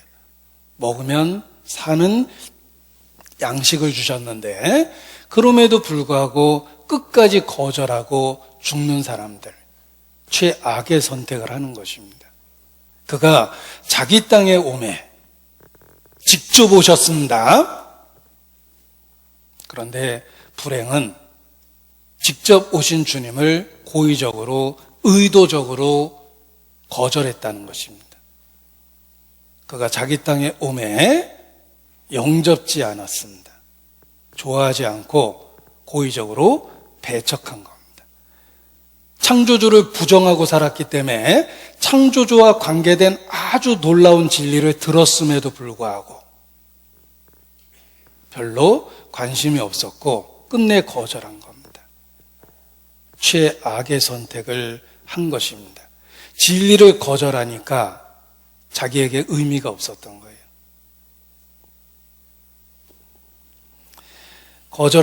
이 멸망하는 사람이 그렇습니다. 멸망하는 사람은 최악의 선택을 하는 거예요. 거절하니까 더더욱 진리를 못 깨닫게 되는 겁니다. 마태복음 11장 14절입니다. 마태복음 11장 14절.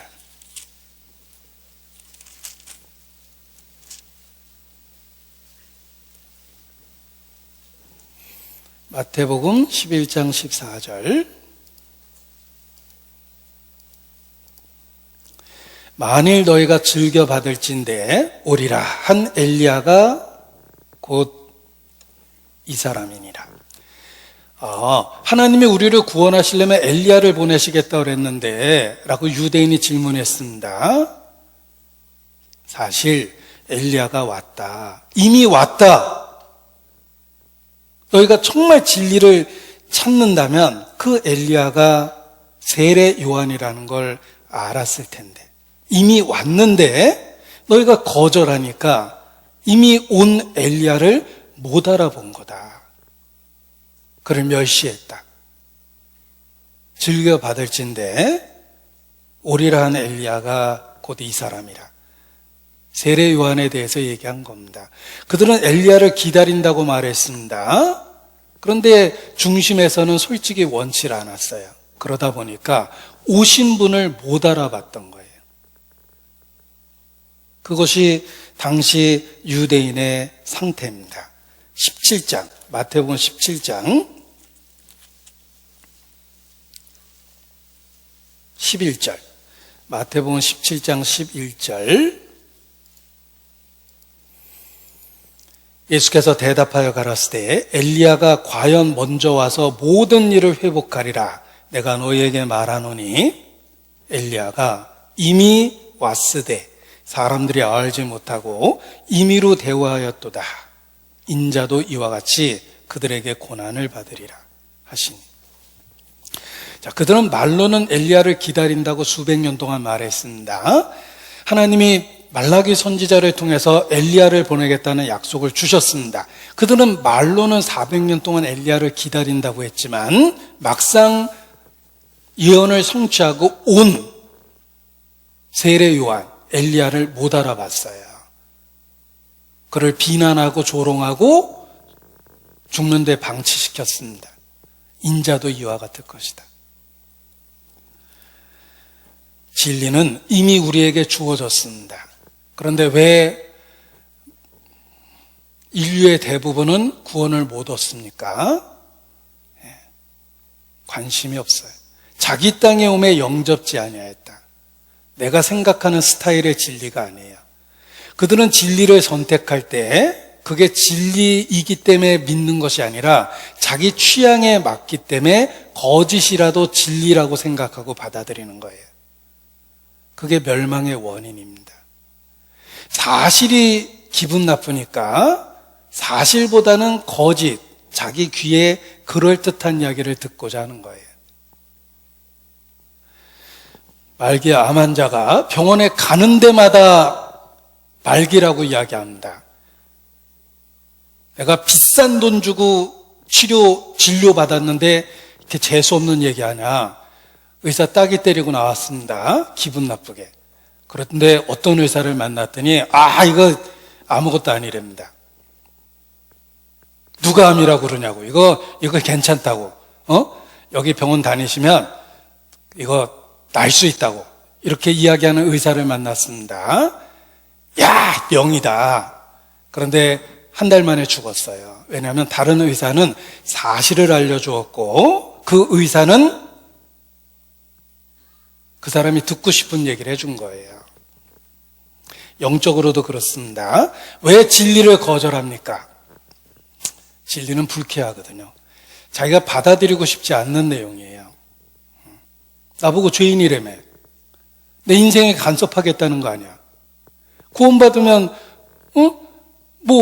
그다음부터 내 인생에 간섭할 거 아니야. 이렇게 생각하니까 고의적으로 진리를 거절하는 겁니다. 그리고 거짓을 진리처럼 받아들이는 거예요. 그래서 최악의 선택을 하는 것입니다. 예수께서 말씀하셨습니다.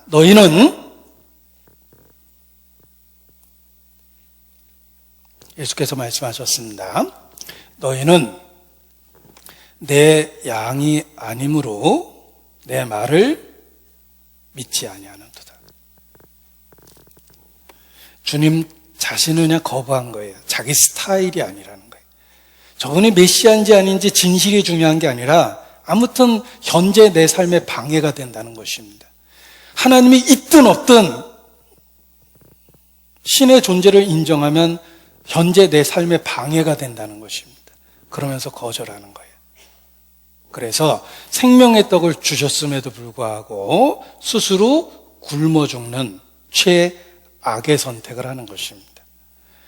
그래서 진리를 거절하는 데는 고의성이 있다는 것입니다. 그래서 하나님 앞에 서면 결코 용서 못 받습니다.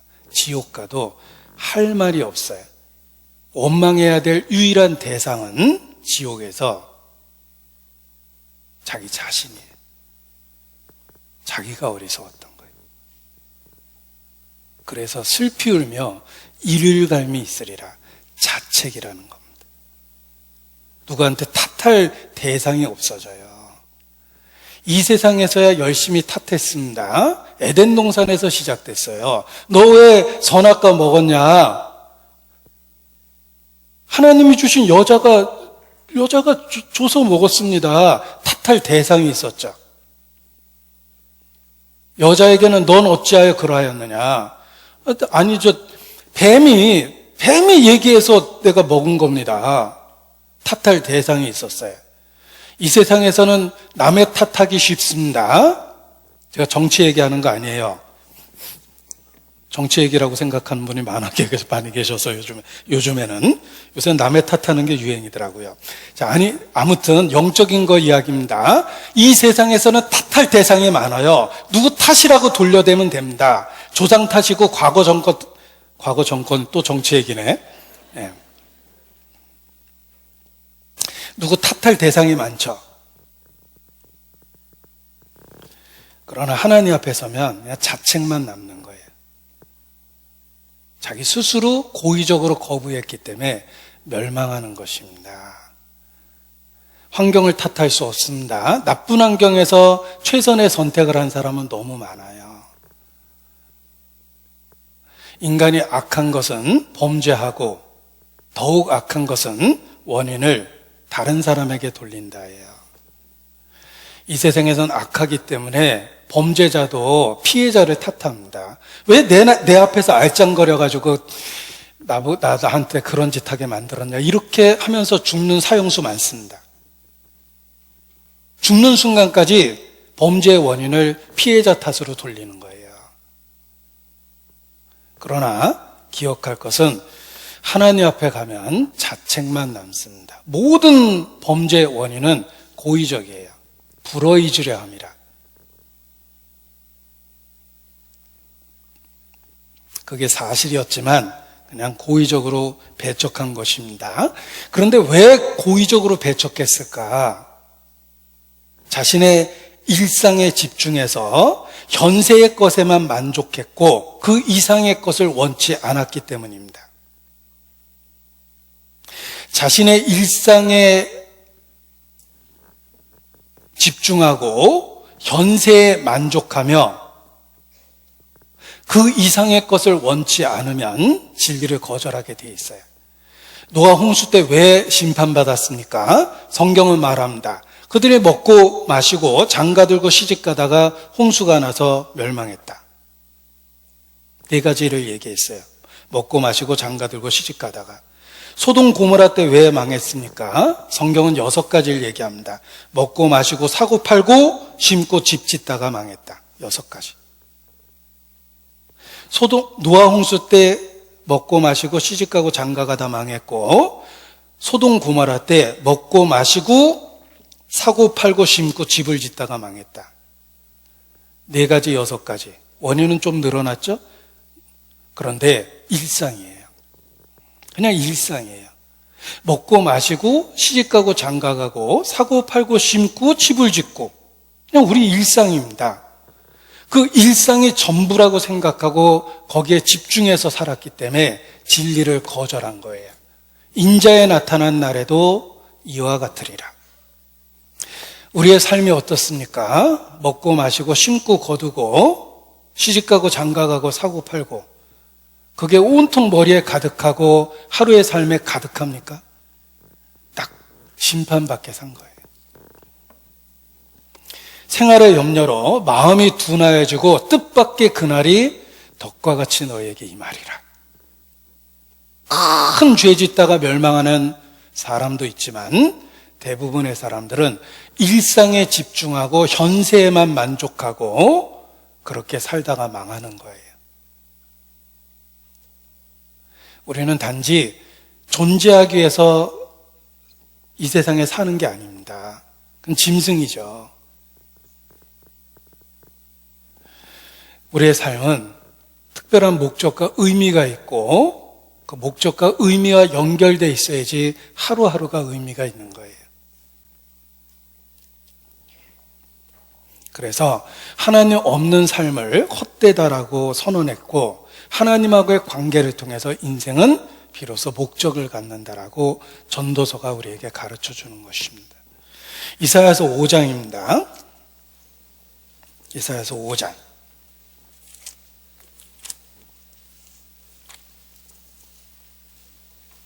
8절입니다. 여기 죄가 무엇인지를 우리에게 일깨워 줍니다. 이사야서 5장 8절. 끝부분이 충격적이죠? 그들은 화 있을진저. 저주를 선포했습니다. 어떤 상태를 저주를 선포했을까? 8절 봅니다. 가옥에 가옥을 연하며 전토에 전토를 더하며 빈틈이 없도록 하고 이 땅 가운데 홀로 거하려 하는 그들은 화 있을진저. 자, 우리의 삶을 보십시오. 가옥에 가옥을 연합니다. 단칸방 살 때는 방 2칸 이사 가는 게 소원입니다. 방 2칸으로 이사 갔습니다. 거실 있는 집에 이사 가고 싶어요. 방에만 있으니까 답답하죠. 거실 있는 집에 이사 갔습니다. 그러면 그래도 조금해도 내 집이라도 하나 있고 싶어요. 등기에는 내 집이 있으면 좋겠다. 그래서 내 집 마련이 소원이 됩니다. 드디어 문패 달고 내 집 마련했습니다. 끝이 아닙니다. 조금 더 넓은 집으로 이사 가고 싶습니다. 앞마당이라도 있어야 될 것 같아요. 신도시 아파트가 편하다는데 신도시 아파트에 이사 갔습니다. 어디 세컨하우스라도 있었으면 좋겠다. 별장이라도 있었으면 좋겠다. 그러다가 죽음을 맞이하는 거예요. 가옥에 가옥을 연합니다. 그게 그냥 인생 전부가 됐어요. 집을 늘려간 게 인생 전부입니다. 전토에 전토를 더하며 농사 짓는 거로 비유하면 전토에 전토를 더하는 게 인생의 목적입니다.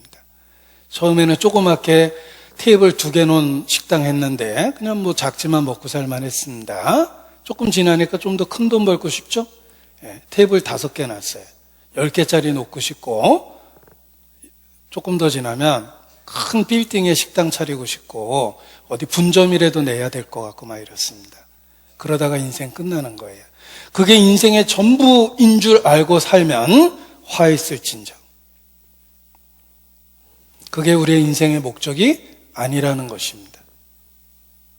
홀로 거하려 하는 그들은 화가 있다. 중요한 건 초가 집에 살아도 하나님과의 동행이 있어야 된다는 거예요. 그런데 하나님과의 동행이 없는 일상이 전부라고 생각하고 살면 화 있을진저 이렇게 말씀하신 겁니다. 11절입니다. 11절 아침에 일찍 일어나 굉장히 근면한 것처럼 보이지만 아닙니다. 아침에 일찍 일어난 이유는 놀고 즐기기 위해서예요. 새벽에 일찍 나와보면 서울역 앞에도 사람 많습니다. 몇 시에 나온 거야 저 사람들은? 아침 일찍 관광지 가려고 준비해서 나왔죠. 인생 놀고 먹고 즐기는 게 목표처럼 된 겁니다. 아침에 일찍 일어나 독주를 따라가며 밤이 깊도록 머물러 포도주에 취하는 그들은 화 있을진저. 아침부터 저녁까지 놀고 먹고 마시고 즐기고 인생 뭐 있어? 화 있을진저 이렇게 이야기하십니다. 12절에 보면 그들의 연회에는 수금과 비파와 소고와 저와 포도주를 갖추었어도 있을 건 다 있죠? 인생을 즐기기 위해서 누릴 건 다 있습니다. 그런데 결정적인 문제는 여호와의 행하심을 관심치 아니하며 그의 손으로 하신 일을 생각지 아니하는도다. 하나님과 상관없는 매일의 삶을 사는 겁니다. 그러면 생명의 떡이신 주님을 옆에 두고도 영적으로 굶어 죽게 됩니다. 왜 그리스도를 배척했을까? 그들은 일상에 집중하고 현세가 전부라고 생각하고 산 거예요. 그래서 하나님으로부터 점점 멀어진 것입니다. 성경에 잔치 비유가 있습니다. 한 사람이 온갖 것을 준비하고 잔치를 열었습니다. 그리고 오래전에 오겠다고 약속한 사람들을 부르러 종을 보냈는데 한 사람은 돌아보지도 않고 한 사람은 자기 밭으로 한 사람은 자기 상업차로 가고 그 남은 자들은 종을 능욕하고 그러다가 멸망한 이야기가 있습니다. 예수님이 하신 잔치 비유입니다. 그들은 준비된 잔치를 멸시했습니다. 준비된 잔치보다는 자신의 작은 일상을 더 중요시 여겼던 것입니다. 그래서 잔치를 거절했는데 결국은 잔치에 참여하지 못하게 됩니다. 이와 같이 하나님은 우리에게 생명의 떡이신 예수님을 풍성하게 주셨고 매일의 삶에서 그걸 누릴 수 있게 허락하셨음에도 불구하고 우리는 일상에 취해서 영적으로는 굶주리고 세상적인 것을 취해서 그것이 인생의 전부라고 생각하고 삽니다. 그리고 핑계를 대죠. 내가 요즘 얼마나 바쁜데. 무엇 때문에 바쁩니까? 자기 상업차로 가고 밭에 가야 되고 할 일도 많고 그러면서 매일의 삶을 허비하는 겁니다. 누가복음 14장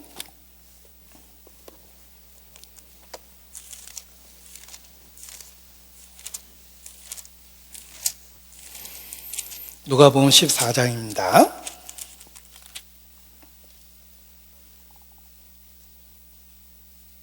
17절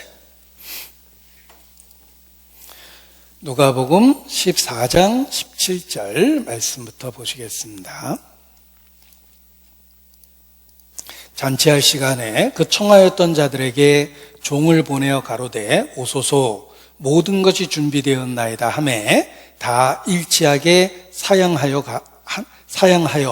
하나는 가로되 나는 밭을 샀음에 불갑을 나가보아야 하겠으니 청컨대 나를 용서하도록 하라 하고 또 하나는 가로되 나는 소 5겨리를 샀음에 시험하러 가니 청컨대 나를 용서하도록 하라 하고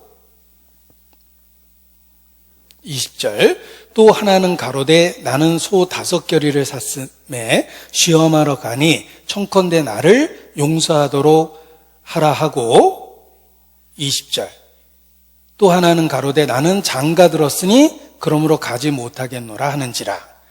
여러 가지 핑계를 댔는데 여기에 18절에 보면 불가불이라는 말이 나옵니다. 개인적으로는 불가불이에요. 부득불 어쩔 수 없다 이런 뜻입니다. 부득불, 불가불. 개인적인 사정은 어쩔 수 없죠. 개인적으로는 그게 중요했던 겁니다. 그런데 왕의 잔치를 거절하는 것은 왕을 소홀히 여기는 거예요. 우선순위에 있어서 왕의 잔치는 1순위가 돼야 됩니다. 그런데 그들은 개인적으로 불가불이라고 표현합니다. 개인적으로는 다른 게 더 중요했다는 거예요. 우리의 핑계 같지 않습니까? 우리가 매일 왕의 잔치에 초대를 받습니다. 풍성한 주님이 직접 베푸는 영적 잔치에 초대를 받습니다. 그런데 우리가 거기에 참여하지 못하는 이유는 대부분 개인적으로는 불가불이에요. 어쩔 수 없는 상황입니다. 그런데 중심을 들여다보면 우선순위에 밀린 거예요. 임종의 순간까지 부모에게 찾아오지 않았던 자식은 할 말 많습니다. 내가 요즘에 얼마나 바쁜데. 그러나 중심은 우선순위에서 부모가 너무 작았던 거예요. 살아있는 한은 우리는 끊임없이 일이 있습니다. 일상의 일이 있습니다. 그 일상의 일을 핑계대면 살아있는 한은 핑계거리가 안 없어져요. 중요한 건 우선순위입니다.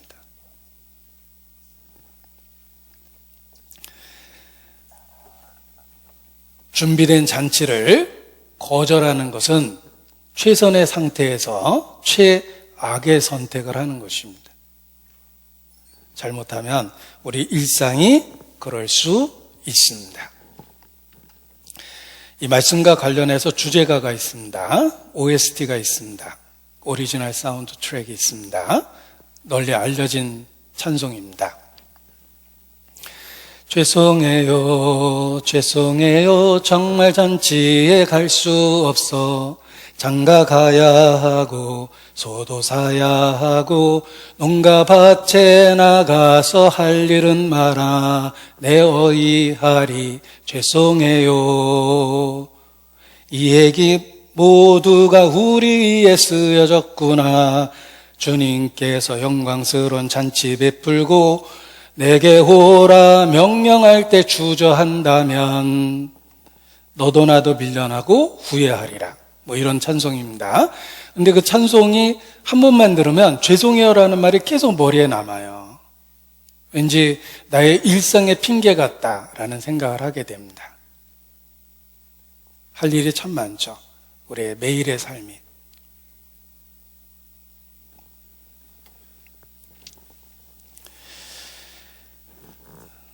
시어머니 그 칠순이라고 시댁에 가자 그러니까 며느리가 오늘 계모임도 있고 오늘 아침에 저기 미장원 가기로 미리 예약도 해놨고 뭐 얘기를 많이 합니다. 본인은 어쩔 수 없다고 생각을 할 거예요. 그런데 시댁 가서 왜 며느라가 안 왔냐 그러니까 오늘 미용실 예약해 놓은 게 있어가지고 못 왔다라 그러면 시어머니가 뭐라고 생각하겠습니까? 그런데 하나님 앞에 우리가 그와 같은 핑계를, 사소한 일을 하나님 앞에 핑계를 너무 많이 대요.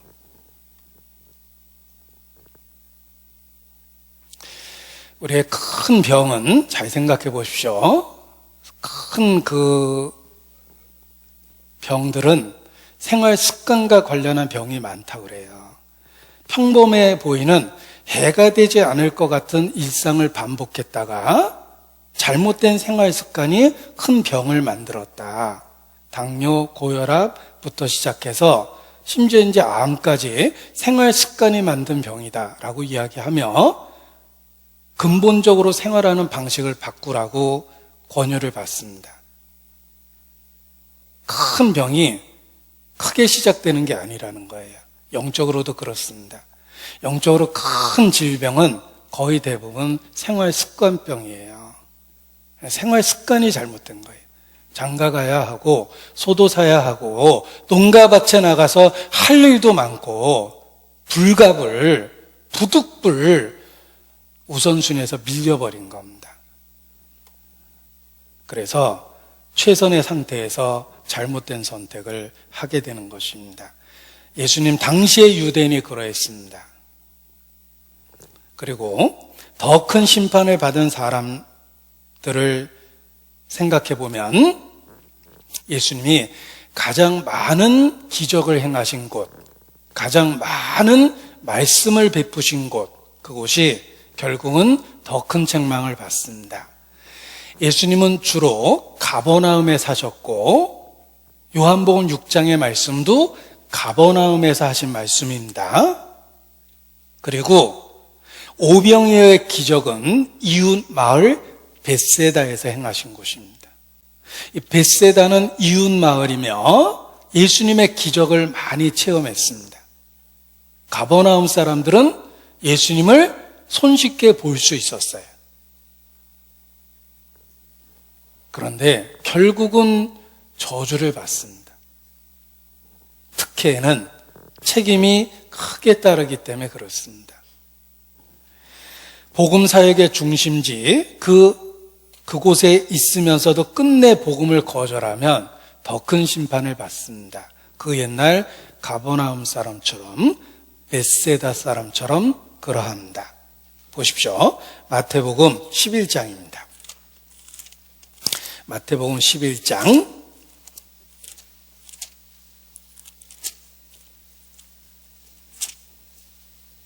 20절입니다.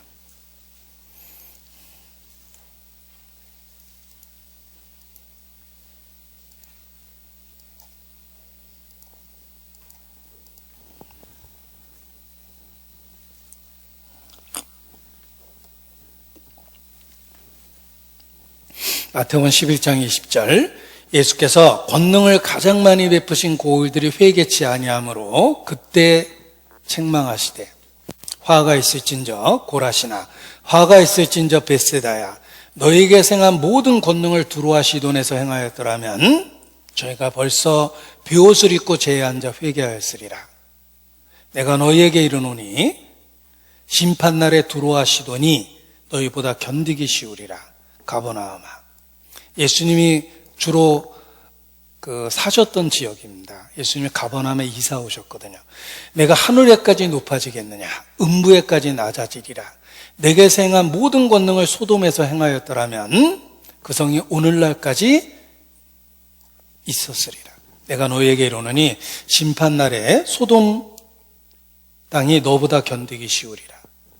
특혜에는 책임이 있습니다.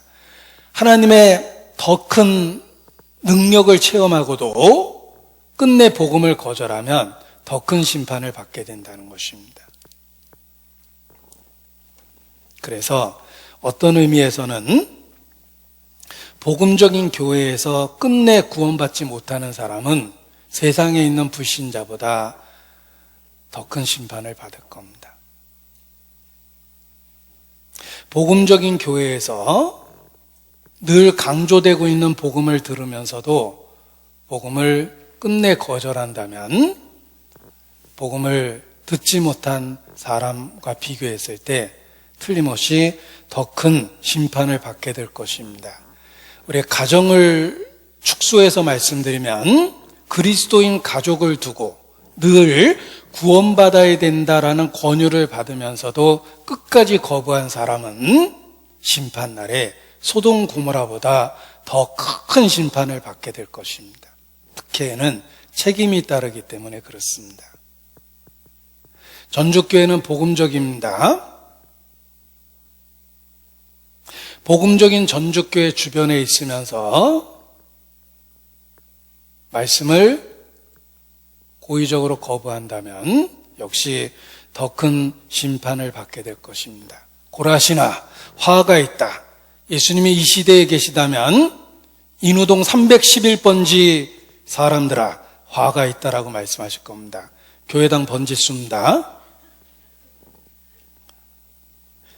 복음적인 교회를 옆에 두고 교회당 주차장을 자주 이용하면서도 교회에 대해서 비난하는 분들, 이 자리는 없으니까 제가 하는 얘기입니다.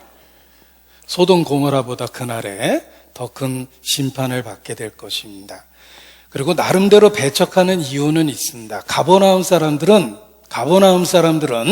예수님과 관계돼서 친밀했습니다.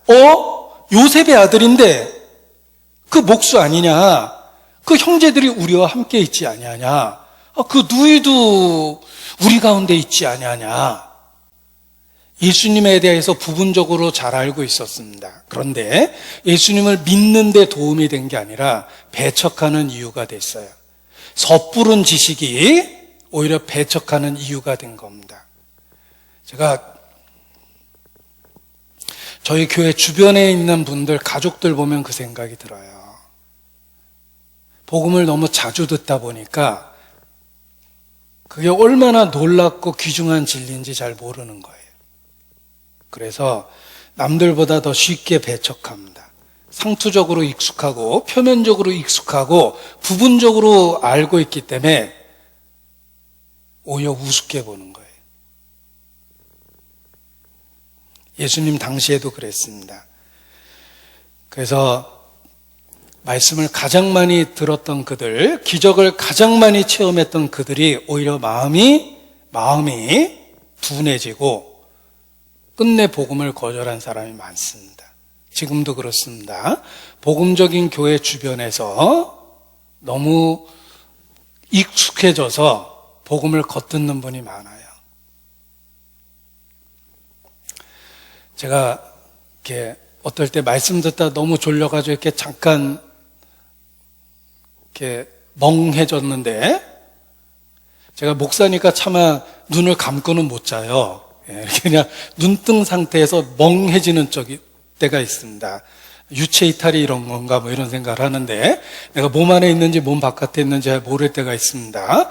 그런데 그러다가 이렇게 딱 정신 차리고 집중해서 듣는데 옆에 있는 분이 계속 손수건 꺼내서 울고 있습니다.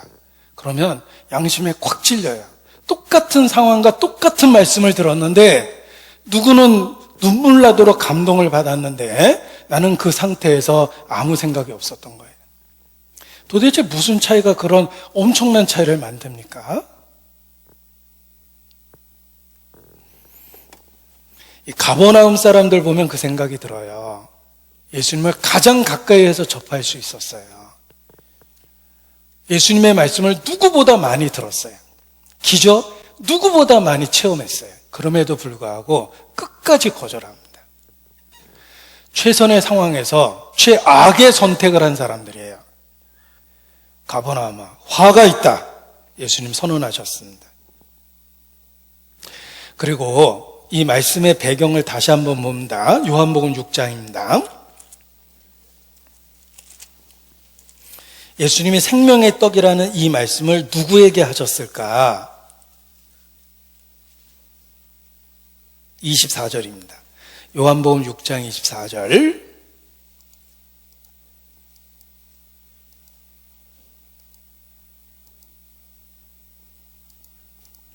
무리가 거기 예수도 없으시고 제자들도 없음을 보고 곧 배들을 타고 예수를 찾으러 가버나움으로 가서 만난 거예요. 대단한 열성이 있습니다. 수만 명이 예수님을 따랐는데 오병이어의 기적에 체험했습니다. 그들 중에 많은 사람이 열심히 얼마나 있었는지 예수님을 찾으러 다녔어요. 그래서 예수님을 찾아서 만난 거예요. 그러니까 오병이어에 참석했던 많은 사람들이 1차 테스트를 거쳤다면 2차 테스트에 도달한 사람은 그 중에 일부분이에요. 그들은 열심히 있었어요. 그러나 표적을 보고 예수님을 찾는 그 열심에는 한계가 있습니다. 왜냐하면 결국은 진리를 듣고 그들이 거절했기 때문입니다. 저는 성경 전체에서 가장 슬픈 구절이라고 생각합니다. 어떤 구절이냐면 우리 666 그러면 섬뜩하죠. 사탄과 관련되어 있는 숫자이기 때문에 그렇습니다.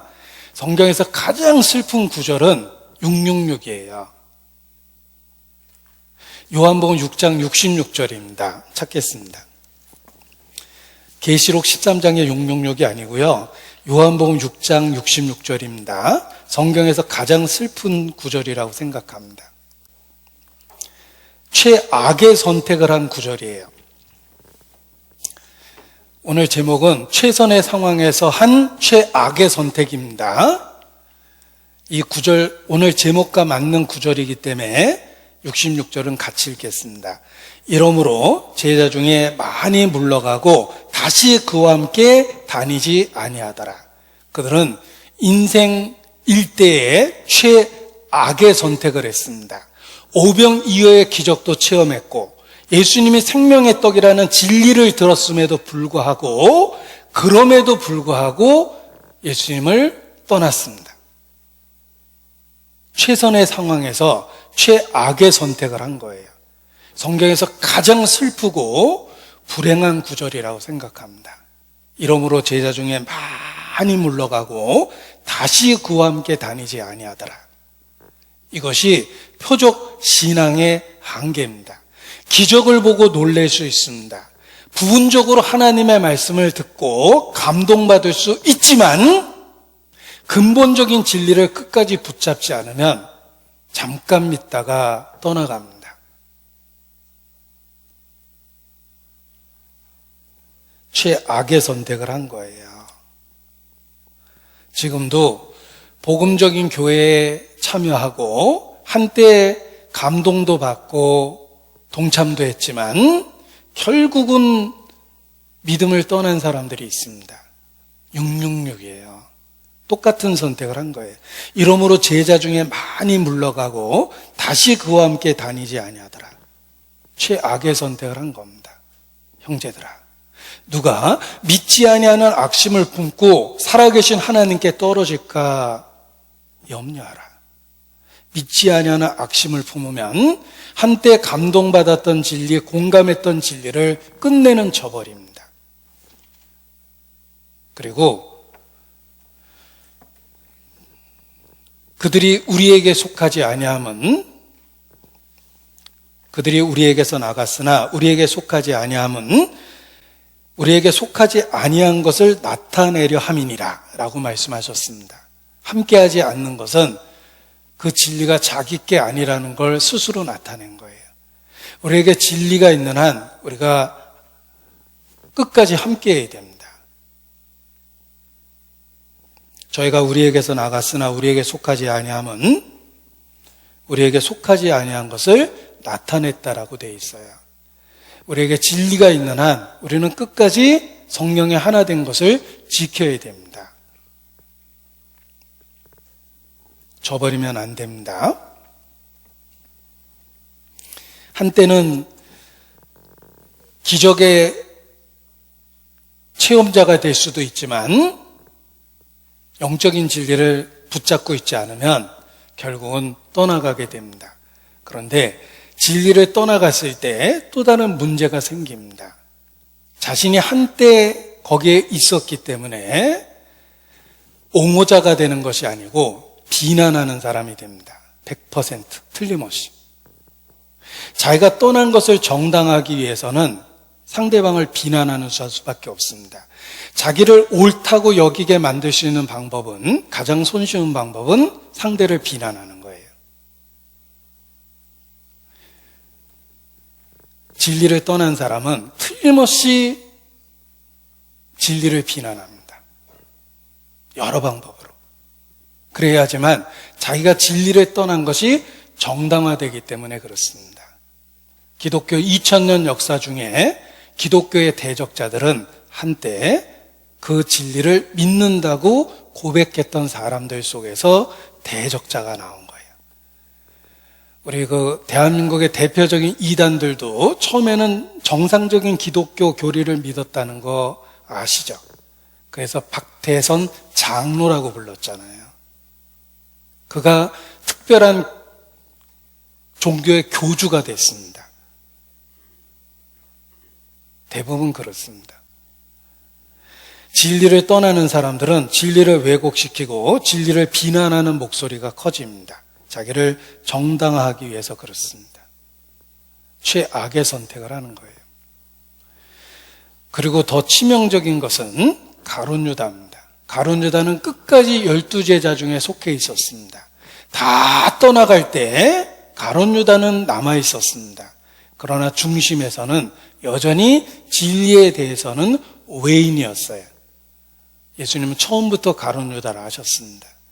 가룟 유다는 결국 예수님을 은 30에 팝니다. 가룟 유다도 12제자 중에 하나였지만 최선의 상황 속에서 최악의 선택을 한 거예요. 진리를 팔았습니다. 가룟 유다가 얻은 것은 은 30입니다. 잃어버린 것은 무엇입니까? 은 30과 비교될 수 없는 모든 것을 잃어버렸어요. 차라리 태어나지 않은 것이 제게는 좋을 뻔했다. 가룟 유다는 진리를 거절하고 배반했을 때의 결과를 보여줍니다. 그가 얻은 것은 무엇입니까? 은 30. 잃어버린 것은 무엇입니까? 모든 것을 잃어버린 거예요. 태어나지 않는 게 낫다고 그러셨죠.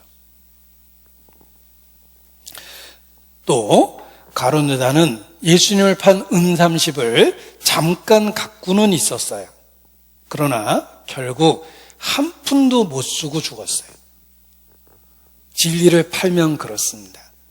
그 이익을 잠깐 갖고 있는 것처럼 보이지만 한 푼도 못 쓰고 죽습니다. 강도질까지 해서 돈을 뺏은 사람 며칠 뒤에 체포됐거든요. 한 푼도 못 씁니다. 남은 것은 강도라는 죄만 남은 거예요. 진리를 팔면 똑같습니다. 얼핏 얻는 게 있는 것처럼 보이지만 하나도 누리지 못합니다. 진리를 팔면.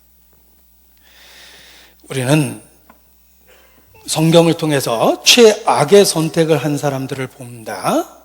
그리고 그들을 통해서 우리의 삶을 경계해야 돼요. 잘못된 선택을 경계해야 됩니다. 오병이어의 기적은 예수님 자신에 대한 진리를 설명해 준 겁니다.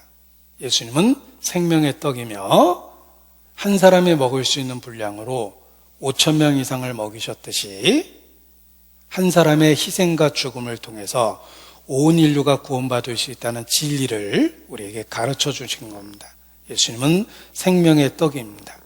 그리고 이 땅에 존재하는 한 우리를 늘 회복시키고 새로운 힘을 주는 결코 마르지 않는 통의 가루와 같고 사라지지 않는 통의 기름과 같습니다. 우리를 늘 영적으로 배부르게 풍요롭게 만들어줍니다.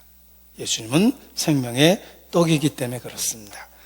우리가 나머지 삶은 이 생명의 떡인 예수님을 사람들에게 알려주고 나눠주는 역할을 하는 겁니다. 제자들이 예수님이 떼신 떡을 무리에게 나눠준 것처럼 우리가 해야 될 일이 그러합니다. 기도하시겠습니다. 아버지 하나님, 생명의 떡이신 예수 그리스도에 대한 진리를 여러 방법으로 우리 마음에 확증시켜 주심을 감사를 드립니다.